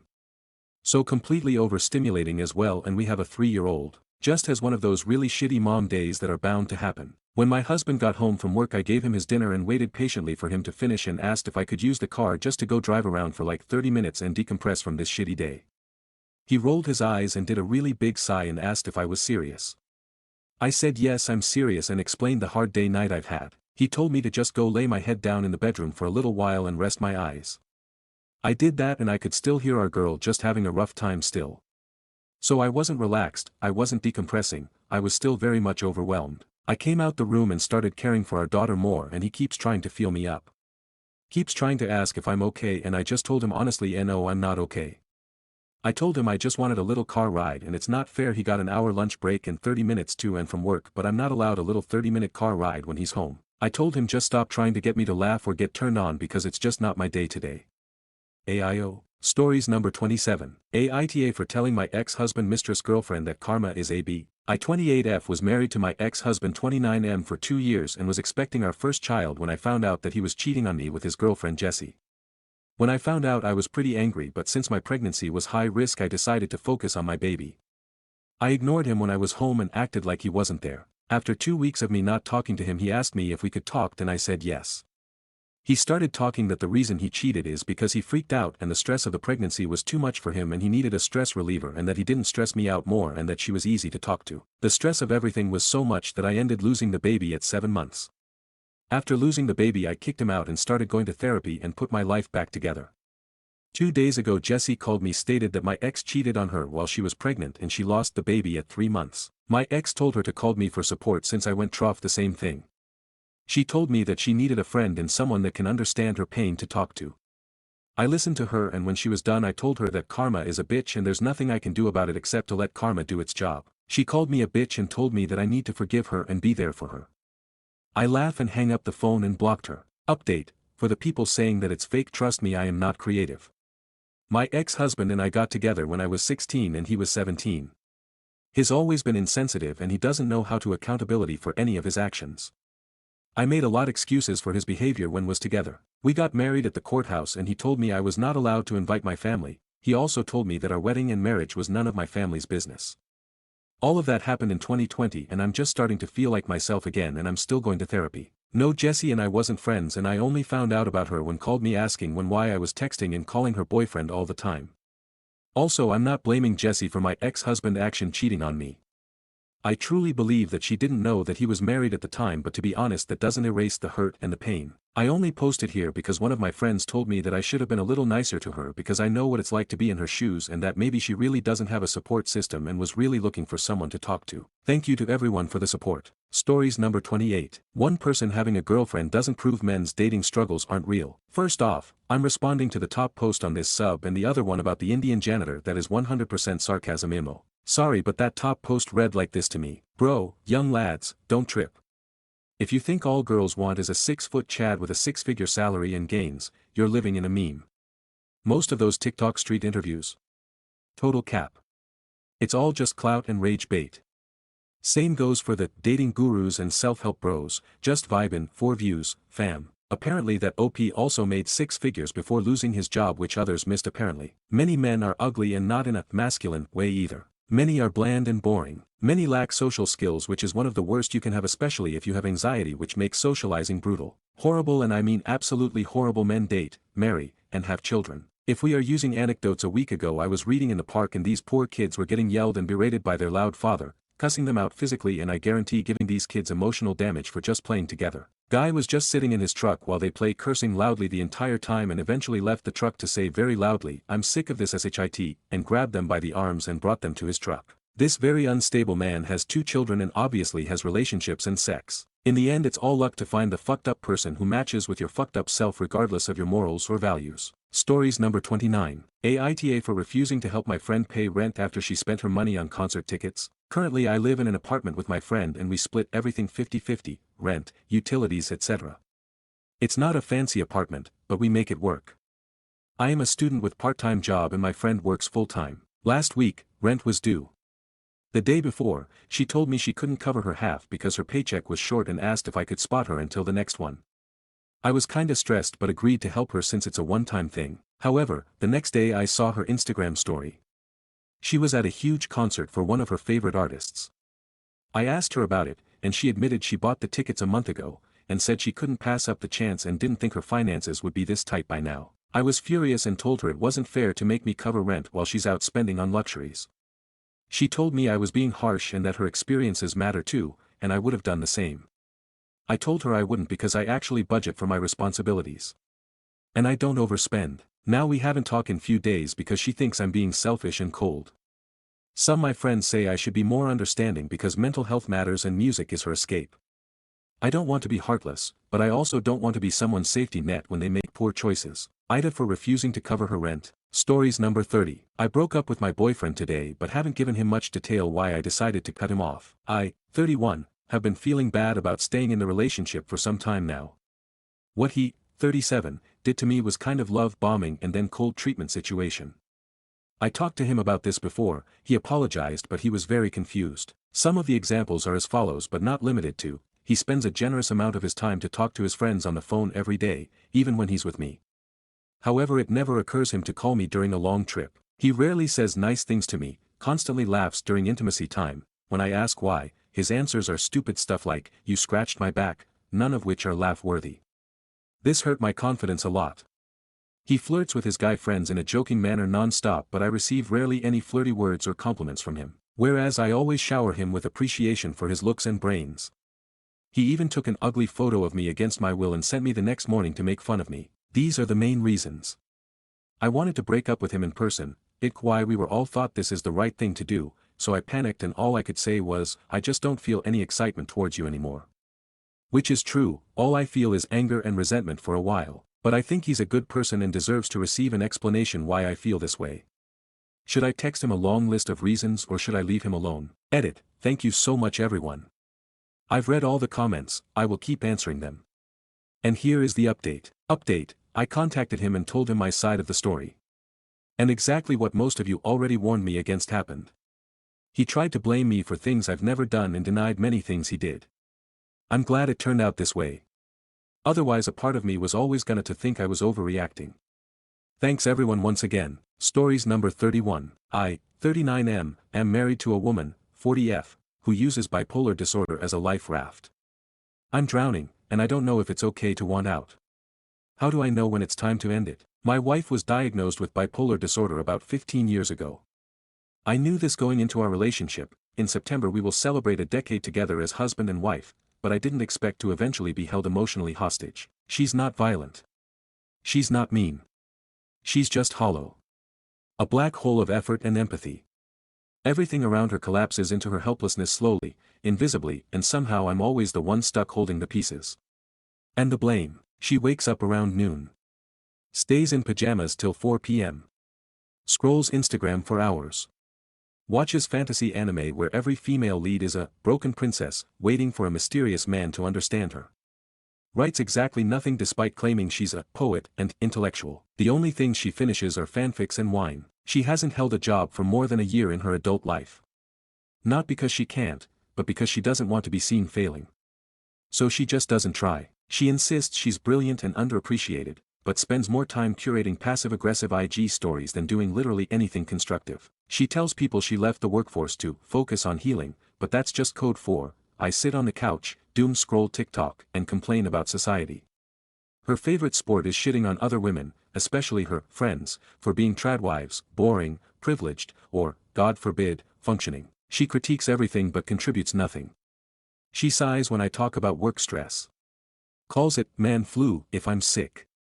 Tells me I don't understand suffering because I'm neurotypical. She weaponries that word like a slur. She calls herself a feminist, but she has outsourced every form of adult responsibility to me. I manage her meds, bills, appointments. I feed the cat and the dog.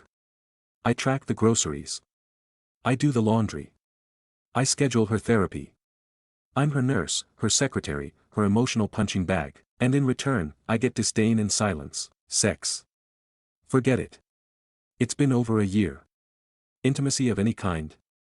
Only if I break myself open, speak gently, mirror her despair, and ask for nothing in return. And here's the kicker, I'm still the bad guy. Because every time I try to talk about how isolated or drained I feel, she pulls the bipolar card like it's a warrant. I'm sick. I'm doing the best I can. You're being cruel. You don't understand mental illness. But it's not mental illness that's the problem. It's that she's built a life around never having to grow, and expects me to be grateful for the honor of staying small with her. Sometimes I wonder what would happen if I just stopped doing everything. If I didn't refill her meds. If I didn't make the grocery list. If I didn't notice her mood dip and preemptively cancel my plans to hold space. Would she even look at me? Or would she just spiral and blame me for letting her fall? I don't know what this is anymore. It's not a marriage. It's not even a partnership. It's a permanent sympathy audition, and I'm the only one buying tickets. I'm tired. I want a life. A real one. With a woman who gives a shit. But I can already hear the narrative forming. He abandoned someone with a mental illness. No one wants to talk about what it's like to live with someone who's just functional enough to trap you, but emotionally absent enough to drain your soul by degrees. I don't know what I'm asking. Maybe just permission to believe that I'm not the villain for wanting out. For those in similar situations that have left, how did you know when it was time? Edit. This was a much bigger response than I expected. A lot of people are saying, leave and get out, but I don't think you realize it's not that easy to just go. I do love her, I think. But I really appreciate those who said that I am not a bad person for feeling this way, that I am not weak or evil. It's been a long time since my wife has said anything supportive like that to me.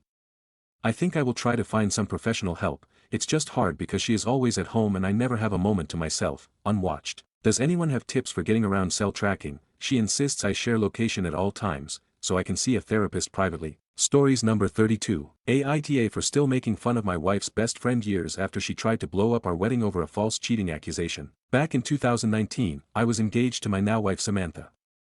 I had two great friends from college, Mark and Lucas.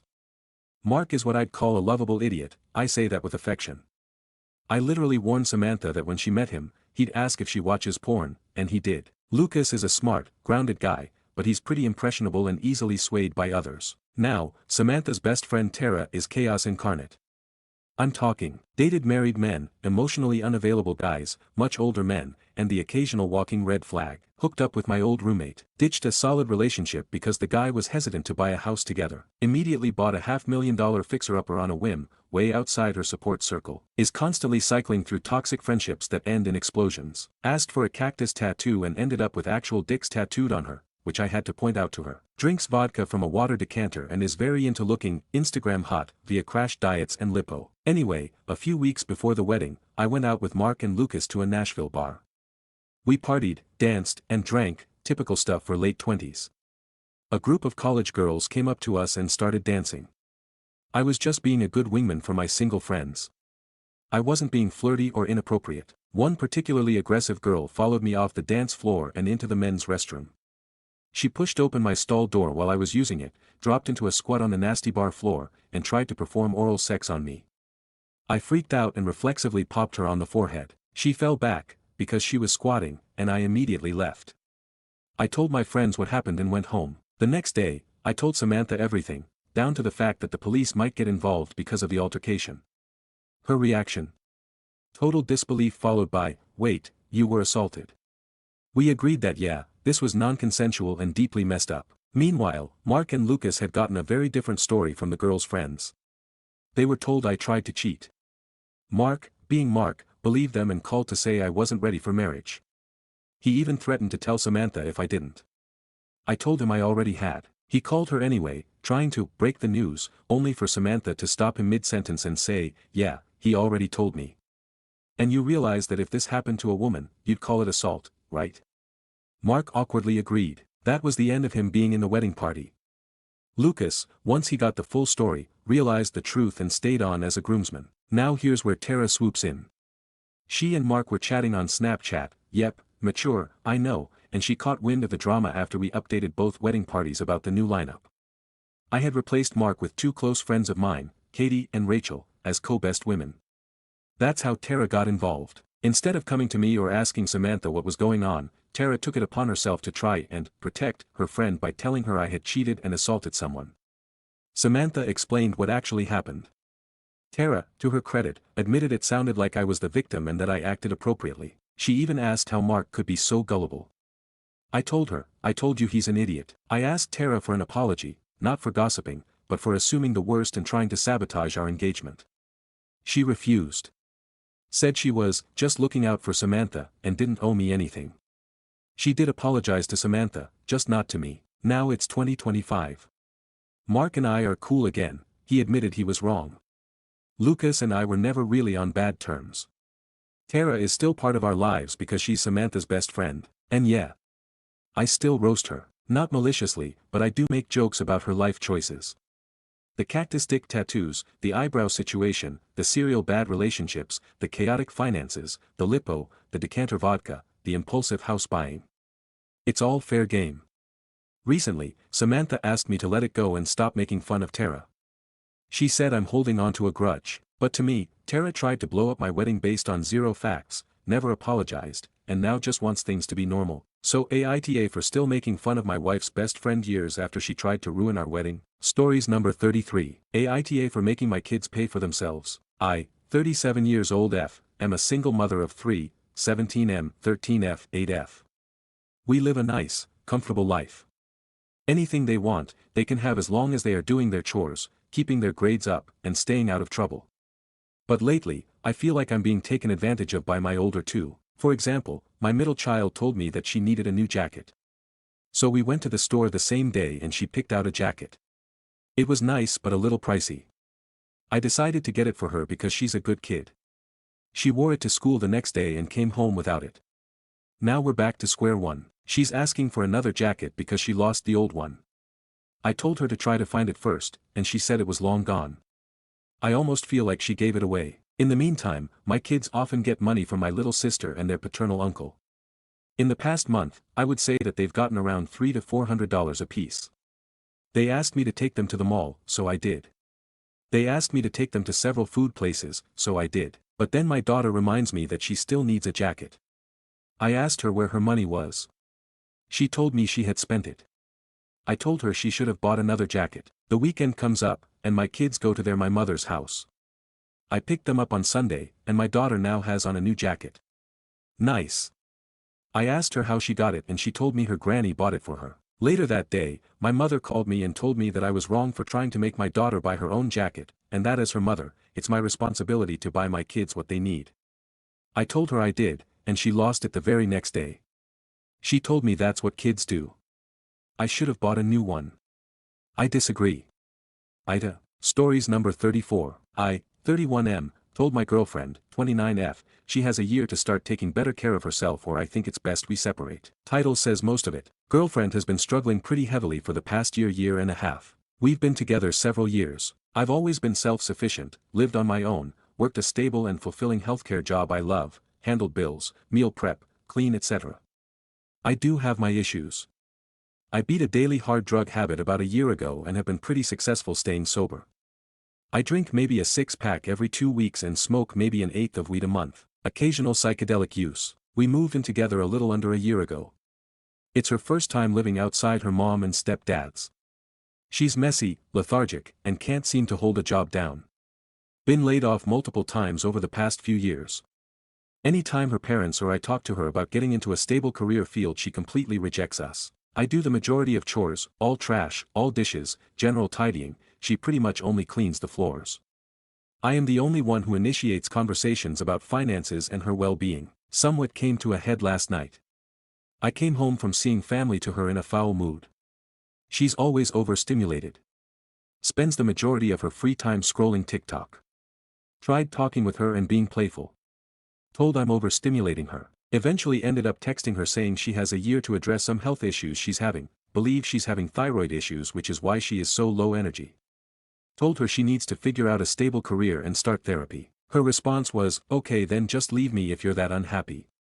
I'm frustrated because I'm trying to get her on her feet but she seems to have zero energy or interest in it. This is starting to feel more like a caretaker role on my part than a partnership. Sucks because she checks all the boxes of my higher needs in terms of personality however she is struggling to pay bills, clean, take care of herself. Is it even worth putting the year in? We're about to resign our lease.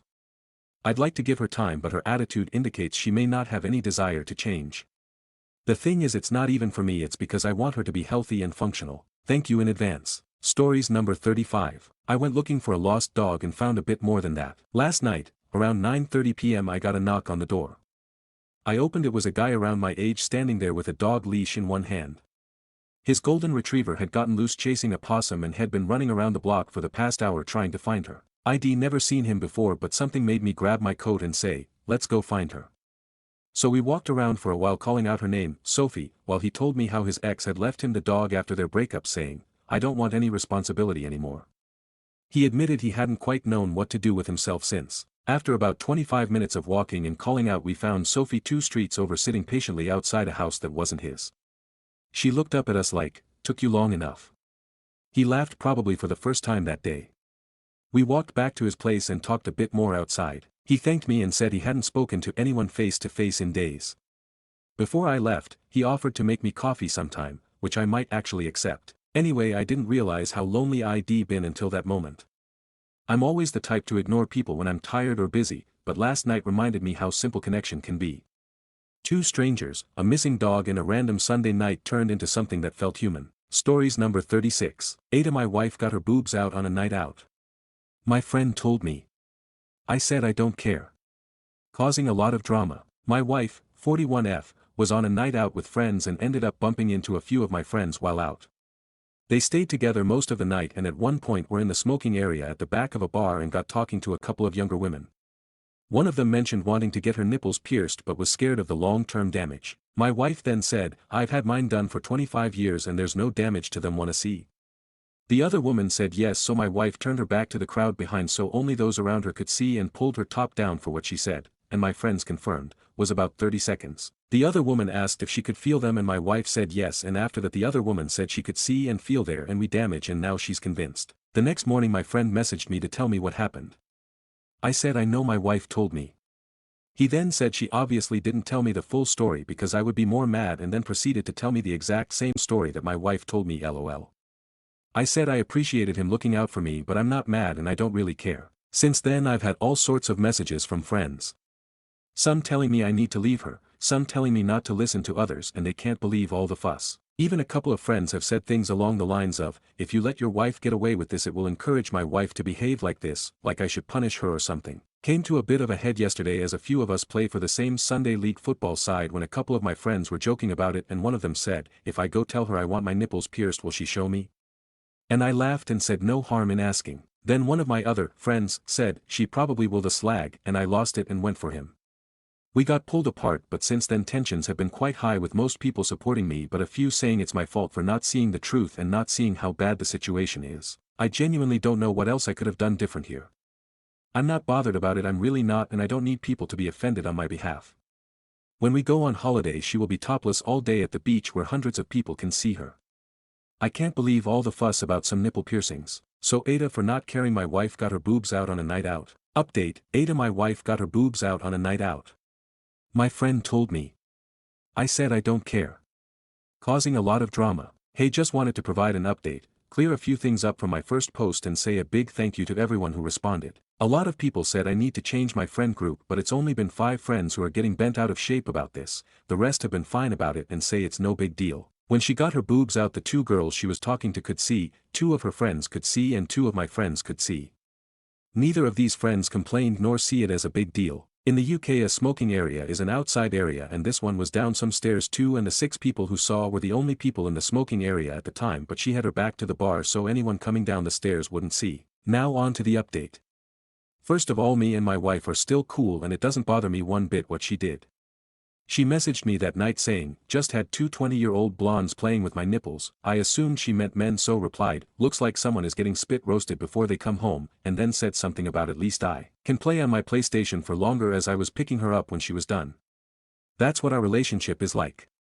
We joke and mess around and are honest with each other. As for the Sunday League football team, I didn't play this week and doubt I will again. Of the people who are being weird about my wife, 3 of them play for the team and I decided I can't be around them. I'll play for my brother's team instead from now on. The rest of my friend group are fully behind me and have come to the decision to distance themselves from the weird ones. It's sad that this has drove a wedge in the group, but at least it got some of these people to show their true colors. I also want to say thank you to everyone who responded. You are all so cool and supportive, and my wife and I loved reading what you all had to say. Thank you all so much. Stories number 37. Aita for refusing to go to the store when my significant other cooks meals for me. My significant other, M38, and I, F35, have lived together for over a year.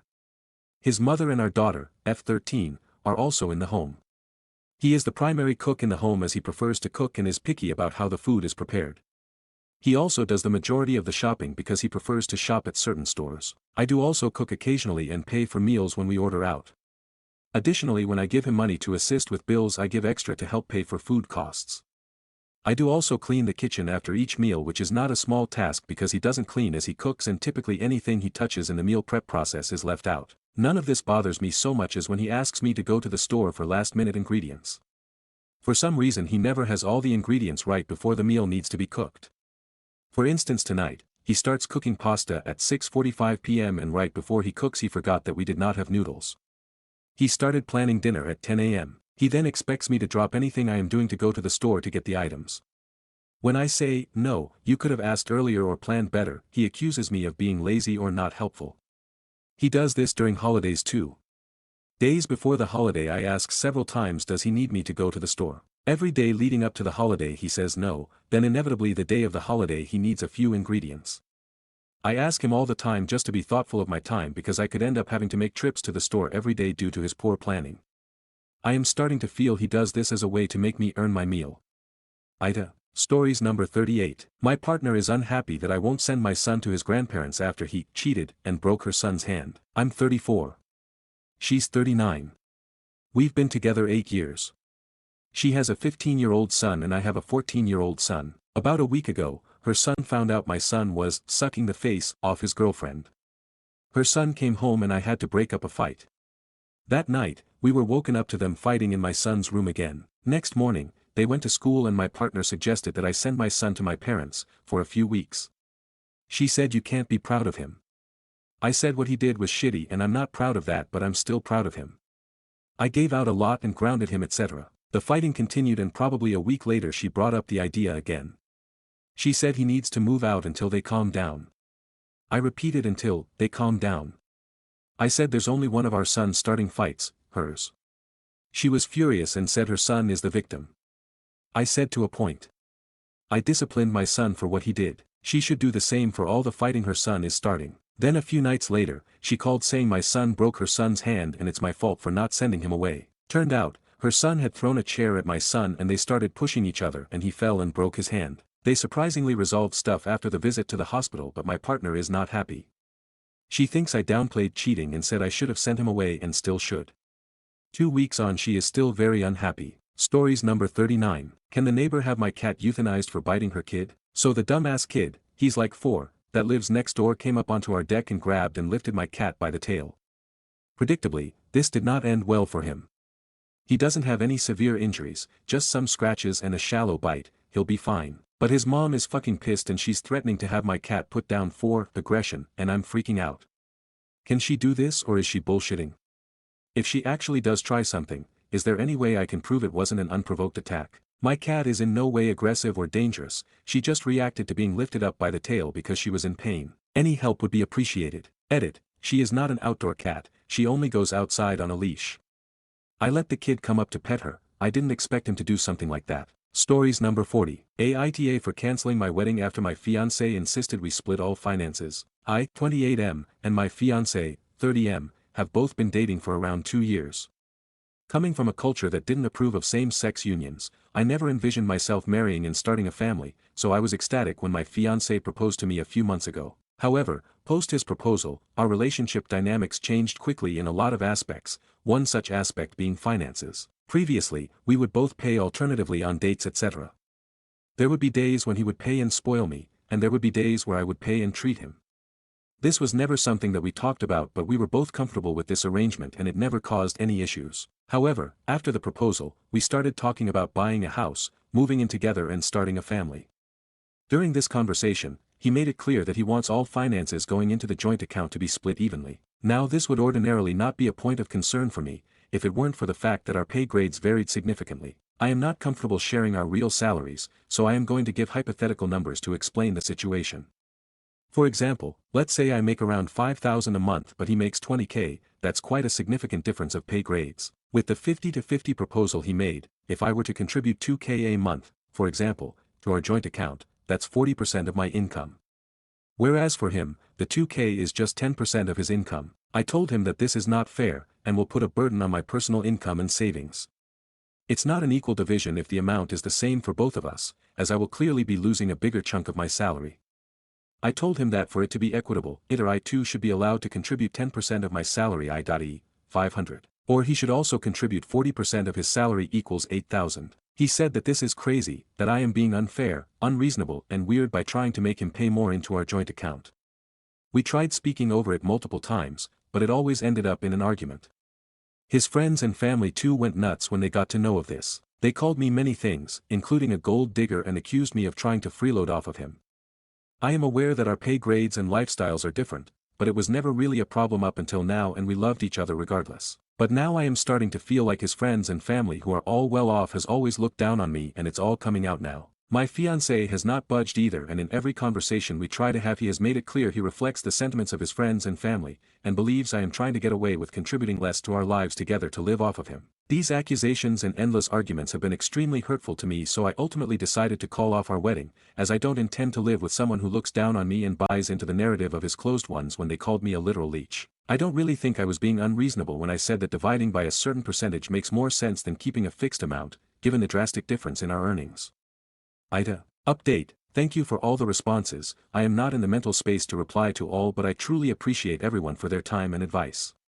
My fiancé and I spoke one last time. I told him that I am extremely hurt by the accusations thrown my way by him and his gang, and that I do not want to stay with someone who thinks so low of me. Finances aside, this entire ordeal and the way I was treated by the person I loved and his closest family and friends has all been hurtful and made me feel extremely isolated and alone. Even if we get past the finances situation, I do not see how I can ever move past the way they all treated me the past few days. I think at this point it would be better for both of us to find people we are compatible with in all aspects. My fiancé has apologized, told me he understands where I am coming from, and has agreed to visit a counselor to navigate through this situation.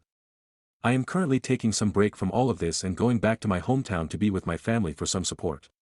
I told him I need time to think this through and decide what to do. Thank you once again for all the responses, they've been extremely helpful, sincerely. Stories number 41. My 46M partner can't commit to having a baby with me 38F after 6 years. Am I wasting my time? I've, 38F, been with my partner, 46M, for almost 6 years. We aren't married, but we own a house together. Our mortgage is quite big and I regret moving here, as it's only added to his argument that we are not ready to have a baby financially. I have endometriosis, so my chances of getting pregnant now are really on the low side. I've been trying to convince him for years, but we just keep ending up back where we started. I thought that we had made progress and were on a similar page trajectory, but alas, here we are again. Am I wasting my time? Trying to go and find someone new and starting again also feels so hard and unlikely, but I'm not willing to give up the fight. Stories number 42. I accidentally killed my neighbor's dog and I can't live with myself. Content warning, violence, death. Last week my wife was out walking our dog, and I was playing in the front yard with my 1-year-old son. We live on a quiet street and our front yard doesn't have a fence. This is something we do every day when the weather is nice. Wife goes out for a walk with the dog and I go out front with the kiddo. My neighbors had 2 big-ass dogs. I'm not sure what breed they are, but they look like some kind of giant farm dog. We have a German Shepherd Lab mix and their dogs are about twice the size of mine, if that gives any visual. Anyways. I was out with my son in the front yard and I hear some commotion across the street at the neighbor's house. It sounded like they were trying to get the dogs back inside or something. I hear some barking and then the neighbor lady yelling. Next thing I know, one of their dogs comes billowing out of their back gate and running right at me and my son. I grew up around dogs. I've had 6 dogs so far during my life. This dog was not happy, it was not trying to play, and it was running directly at my firstborn child. I ran out and met the dog about halfway up my yard. Everything went into slow motion and all I remember is the dog lunging at me and me kicking as hard as I could. Everything else is hazy for the next few hours after that. I have brief memories of the neighbor screaming and crying, and calling me a murderer. My neighbor ended up calling the cops because she was fully convinced that after living next to each other for 5 years I decided to just kill her dog for no reason in broad daylight. Mine and even her own security cameras backed up my story. I feel like shit. I love animals. I hate violence. I know deep down that all I did was protect my son, but I can't help but feel like a monster. They have kids of their own, and I can't even imagine them coming home from school and learning that one of their dogs is gone. I've been struggling to talk to anyone about this. I don't think I can yet, but I guess typing it out helps a little. Stories number 43. Aita for cancelling an Airbnb after the host ignored me for 5 days and then getting blamed for costing her money. I booked an Airbnb for April 2nd to 5th. I first messaged the host, Alex, on March 17th with a couple of questions about the stay. After multiple days with no response, I got nervous since the trip was coming up and I didn't want to be stuck scrambling for a place last minute. By March 22nd, after 5 days of silence, I reached out to Airbnb support to see what my options were. Airbnb automatically gave Alex 72 hours to respond. When she still didn't, the booking was cancelled. I found another place and moved on, assuming she just wasn't an active host. Fast forward to today, she finally messaged me, after the cancellation, and was upset.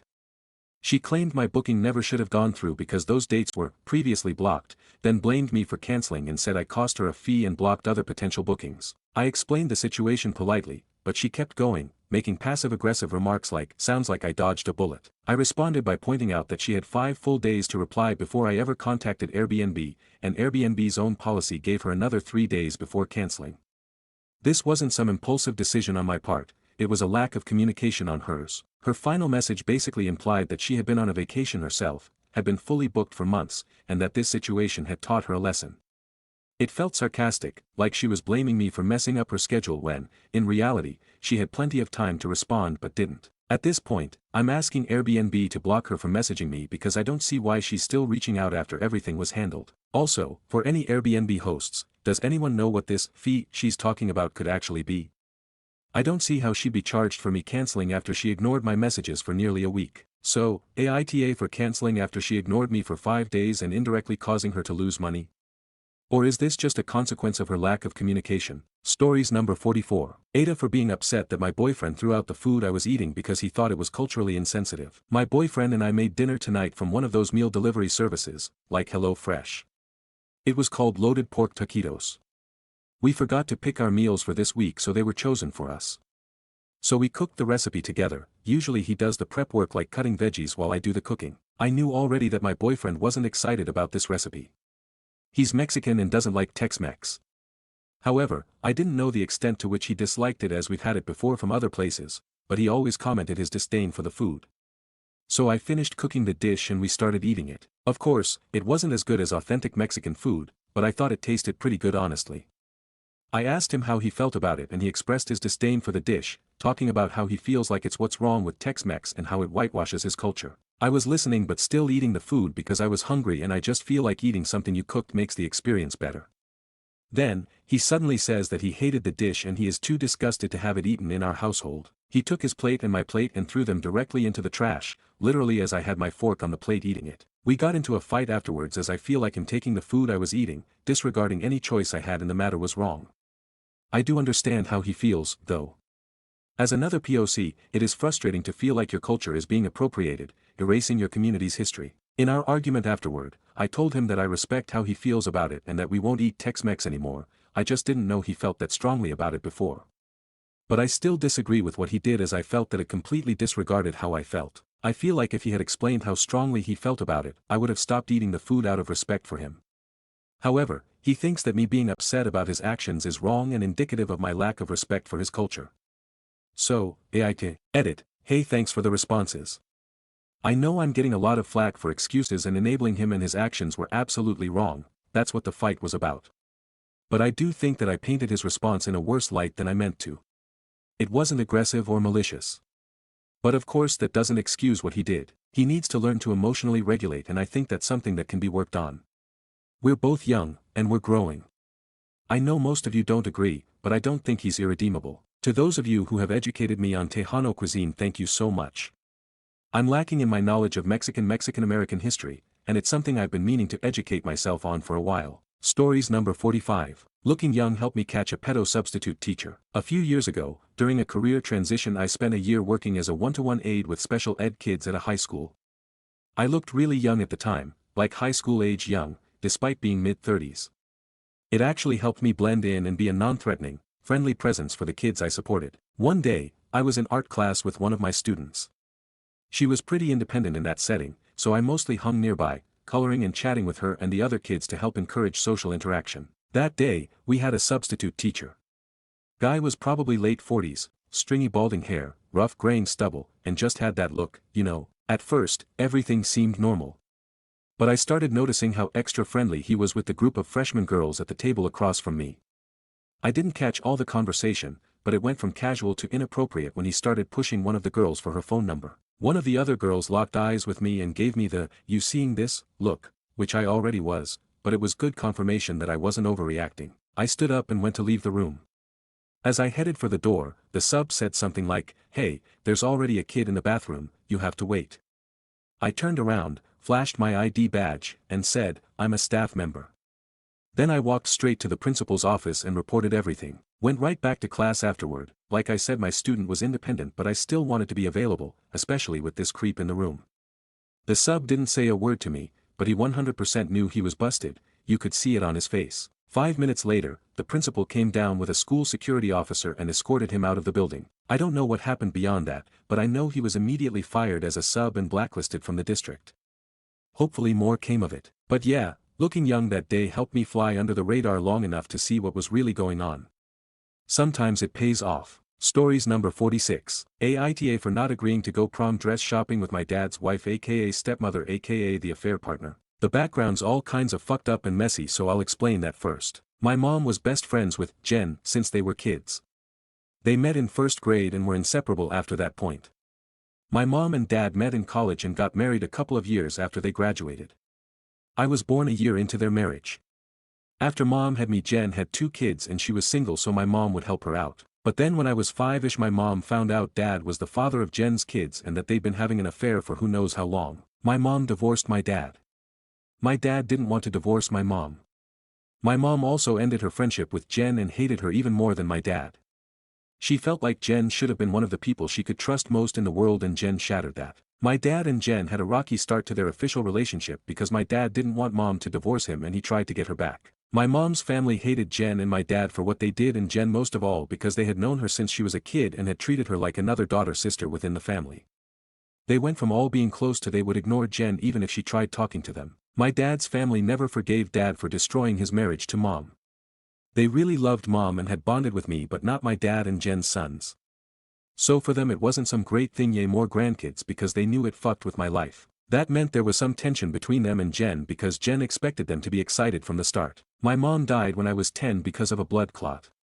So I went to live with my dad and Jen, and because of the bad blood they kept me away from my maternal side of the family, and I didn't get to see my paternal side for the most part because of Jen's issues with them. A couple of years after mom died, Jen and my dad were expecting another baby, their 5th, but she died while Jen was pregnant. Jen wanted my mom's family to be there for her since she wasn't super close to her own family, and growing up mom's family had felt like hers. But they shunned her again, and according to Jen they felt she deserved it because she hurt my mom. That's what Jen says they told her anyway. Could be true. Could be lies because she wanted me to pity side with her. When I lived with my dad and Jen, before and after mom died, Jen tried to keep a good relationship with me because she was anti-Jen before mom found out she's sleeping with dad. She tried to be my second mom. And because I was the only, living, girl, it meant Jen was more desperate for some girly time with me. I went along with it sometimes, but I always felt gross being around her. I know my mom would have never wanted me to love Jen like Jen wanted me to love her. And I didn't like that Jen's part in hurting my mom and making my life harder. So I tolerated her, but I didn't get close to her like she wanted. My relationship with dad was always weird too. I know he loved me and he acted like a good dad. But I could never get over the mess he made of our lives. It made me lose respect for him, so I moved out a few months ago. I'm still 17, but I made the excuse that the boys could all have their own rooms and it made sense, and I just left and moved in with my maternal grandparents. That's where I live right now. Anyway, onto the problem of whether I'm TA or not. Jen always said she wanted to take me shopping for prom, and when I lived with her and dad I never said no. She talked about it some more after I moved out. But in December I told her I wasn't going with her, and I told her I was going with friends so she'd freak less. Then I messed up and posted on Insta, which I didn't know she followed me on, and she was pretty pissed about it. My friends were there too, but so were my grandma and 2 of my aunts. Jen was pissed, so I didn't answer her calls or read her texts. But then dad called and tore me a new one for doing that to Jen when I knew how much it meant to her. He told me she's suffered enough and to punish her more isn't healthy. Then he told me I should love her and that I should realize my mom and all my extended family failed me because I could have had a happy family with him and Jen, but their bitterness made sure it would never happen. And he said it's about time I accepted. Stories number 47. My BF, 24M, won't let me, 24F, pleasure myself because he thinks it's cheating. Hello. Sorry if the format is wrong, I'm new to this. My BF works long hours and I'm a typical 9 a.m. to 5 p.m. girl who works from home. His hours are more like 5 a.m. to 11 p.m. which includes travel time. We don't live together yet but spend time at each other's places. The situation happened when he came to my place unexpectedly early and found me pleasuring myself. He flipped his lid and then screamed at me saying I cheated on him by pleasuring myself. Some of the things he said included accusing me of thinking he's not good enough and demanding to see what my searches were on XXX sites. After looking, he also accused me of wanting other types races of men and just making things up like, maybe that's why you dress the way you do and maybe that's why you laugh at, friend name, S joke so hard. I dress normal, I barely go out and my friends are genuinely hilarious. There wasn't a specific look to the men in my searches because I'm pretty open and I'm also bi, so he just started insulting all men and women that I'm friends with. Soon after, I couldn't even go to the gym without him calling me while he's at work to see what I'm wearing to the gym. Fast forward to now, he has been cold shouldering me and tried to throw away the one pleasure toy I have. I put my foot down with that, but he's now doubling down trying to control me because I put my foot down about it. He's saying I'm destroying his self-esteem and I don't know if I'm being stubborn or if he is unintentionally manipulating me because his feelings are hurt. I need help explaining to my BF that pleasuring myself when he's not around isn't cheating. What do I say? How do I make him understand? ETA, I've had a good cry reading these first few comments. I can be naive sometimes, which is probably why I have hope that he can understand. But so many people telling me this may impact my safety in the future with him escalating things is very scary. Also, coming to terms with him not respecting my body and just not caring about my freedom has been heartbreaking to read. Thanks for the comments. I'll keep responding. I'm just really sad right now. Much love, love. Edit 2, I just had a few more things to add. He doesn't actually work 19 hours obviously. I framed it that way to help you understand he doesn't have a lot of free time and his work hours are not normal 9 to 5 hours. I'm taking the next week for space and will meet with him probably at a nearby coffee place to talk after this break. I've taken many notes from your advices and will update after the talk. I have to tell my sister what's going on so she can be nearby the coffee place when him and I speak, so don't worry, I won't be alone. Thanks again. Stories number 48. Aita for not treating my friend to dinner after she helped me with an errand. Advice needed. My friend and I hang out pretty often, and we have a pretty casual give and take when it comes to helping each other out. A few days ago, I needed a ride to pick up some furniture I bought online. It was a bit of a hassle since the place was about 45 minutes away, but my friend offered to help me out with her truck. She didn't ask for gas money or anything, so I really appreciated it. After we picked up the furniture, I suggested we grab something to eat, and she seemed excited about the idea. But when the bill came, she was a little surprised that I didn't offer to cover her meal. I paid for my half, and she paid for hers. She didn't say anything at the time, but later on, she texted me, saying she felt like I should have treated her as a thank you for helping me out with the drive. Here's where it gets a little awkward. I recently had a bit of luck at the casino and won a couple $100. She knows about it because I mentioned it casually in conversation earlier that day. Now, she's implying that since I had some extra cash, I should have used it to pay for our meal as a nice gesture. I didn't think anything of it at the time, but now I'm wondering if I was being stingy or inconsiderate. Aita for not treating her to dinner after she helped me, even though I recently came into a little extra money. Stories number 49. Spouse won't hygiene himself. My husband only brushes his teeth once a week or so. I tell him often I won't kiss him BC he hasn't brushed today and other subtle hints.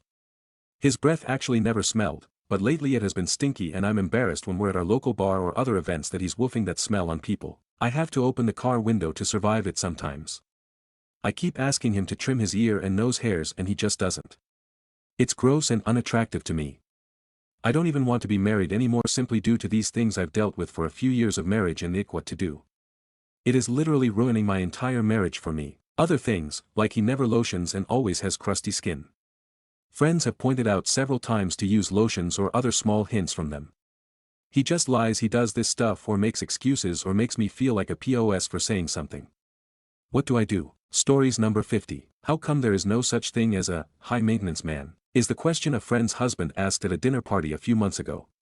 And while the conversation kind of flew by his comment, no one really answered, even though he went a bit deeper on his thought about how women are required to be beautiful, but if they spend on their beauty, they're seen as vain and high maintenance. I've been thinking about it, and while I have jokingly referred to myself as high maintenance, because I like going to the spa and getting my nails done and stuff and I have expensive taste that I can't afford, so I content with my basic stuff, I have since then stopped. If men are allowed to spend time at the gym working on their muscles and spend a lot of money on their expensive frivolous stuff without being called high maintenance, I don't see why I should or why I should see myself that way. So, now, I indulge and don't deprecate myself over this. Edit, I think I was misunderstood.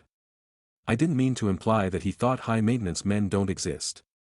He was wondering how come vain men are not called high maintenance the same way vain women are. Stories number 51. Aita for not wanting my sister as a support person during my birth after she made a point of telling me I was the last to know about her pregnancy. I'm currently almost 33 weeks pregnant, and up until recently, my sister was supposed to be one of my support people during my birth.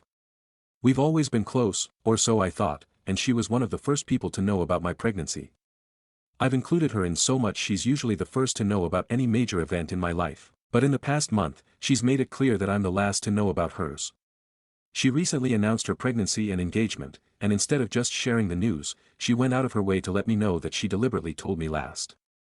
This wasn't an accident or something I read too much into, she explicitly made a point of it. I'll admit, maybe I wouldn't be as hurt if it weren't so intentional, but it was. And now, as much as it pains me, I don't want her at my birth.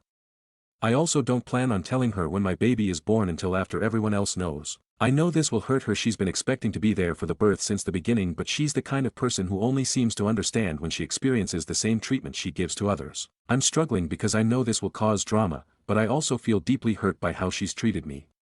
Am I wrong for feeling this way and wanting to make this decision? Stories number 52. My 21-year-old cat passed away and a few days later something strange happened to me. Pet loss. Hello everyone, I would like to tell you about something that happened to me these days. I would like to know your opinions. A few days ago my 21-year-old cat passed away. She was like a sister to me. I grew up with her. I would have hoped she would fall asleep in my arms, but unfortunately she was in too much pain and we had to take her to the vet to get a shot, which was terrible for me to see. I am going through days of deep depression where all I do is cry because I miss her so much.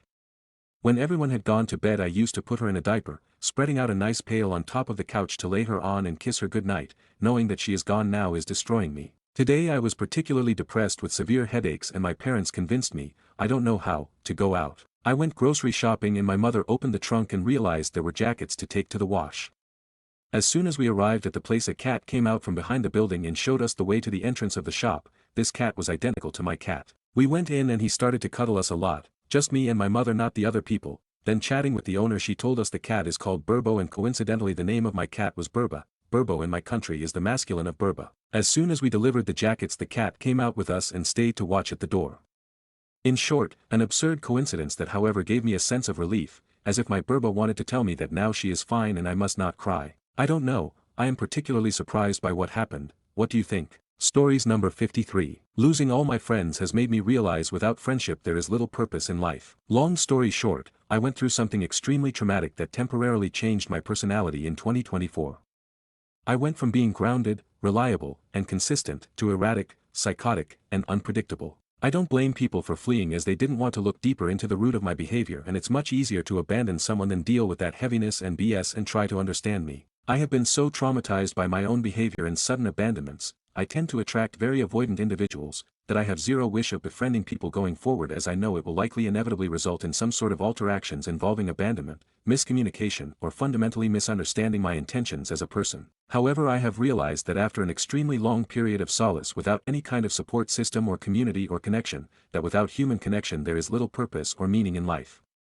I can be as happy and content and comfortable as I want by myself, and I am very comfortable. But I truly feel that we as humans are built and survived on the principle of sharing stories and information with each other, of sharing food, learning with each other, of enduring pain together, of co-creating and existing. To be stripped and denied of this as an existence I would wish of no one, and to know I will only bear witness to the love and beauty that exists in this world but never get to actually experience it ever again is a different type of pain. Stories number 54. Aita for refusing to keep paying the bills now that my boyfriend is loaded. Advice needed. I, 29F, have been with my boyfriend, 31M, for 6 years.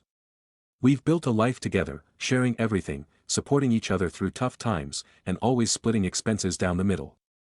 I work as a high school teacher making $45,000 a year, while he used to work as a mechanic earning around $50,000. We weren't rolling in cash, but we made it work as a team. When things got tough, I always had his back. During the pandemic, when his hours were cut, I covered most of the bills without hesitation because I believed we were working toward a shared future. I even gave him a lot of money for this project of reselling these things, which completely failed and almost drove us to bankruptcy. I never made him feel guilty, because that's what you do when you love someone. A few months ago, everything changed. His estranged uncle passed away and left him $800,000 in cash and a fully paid vacation home in Colorado. I was genuinely thrilled for him. I thought this could be a turning point for both of us. I imagined a future where we could finally breathe a little easier, maybe even start planning for a family or at least escape our cramped apartment. But instead of bringing us closer, the money created a huge divide. The moment the inheritance hit his account, he told me outright that it was his money and that I wasn't entitled to any of it.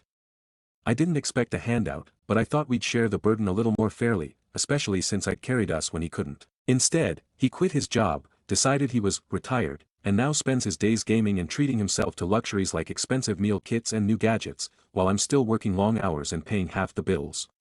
He even jokes that he's living the dream, while I'm exhausted every day trying to make ends meet. The final straw came last week when my car broke down. The repair bill was $900, more than I could afford without seriously cutting back. I swallowed my pride and asked if he could help, thinking after all we'd been through, it wouldn't be a big deal. He laughed and said, "You've always been independent, you got this." I was hurt. After years of supporting him emotionally and financially, the second he had the means to make life easier for both of us, he left me hanging. So, I told him if his money is his, then the bills are his too. I'm done paying my share. Now he's calling me selfish and accusing me of using him. But honestly, I'm tired of feeling like a roommate while he lives like a king. So, Aita for refusing to keep paying half the bills when he's sitting on a fortune and I'm barely keeping my head above water.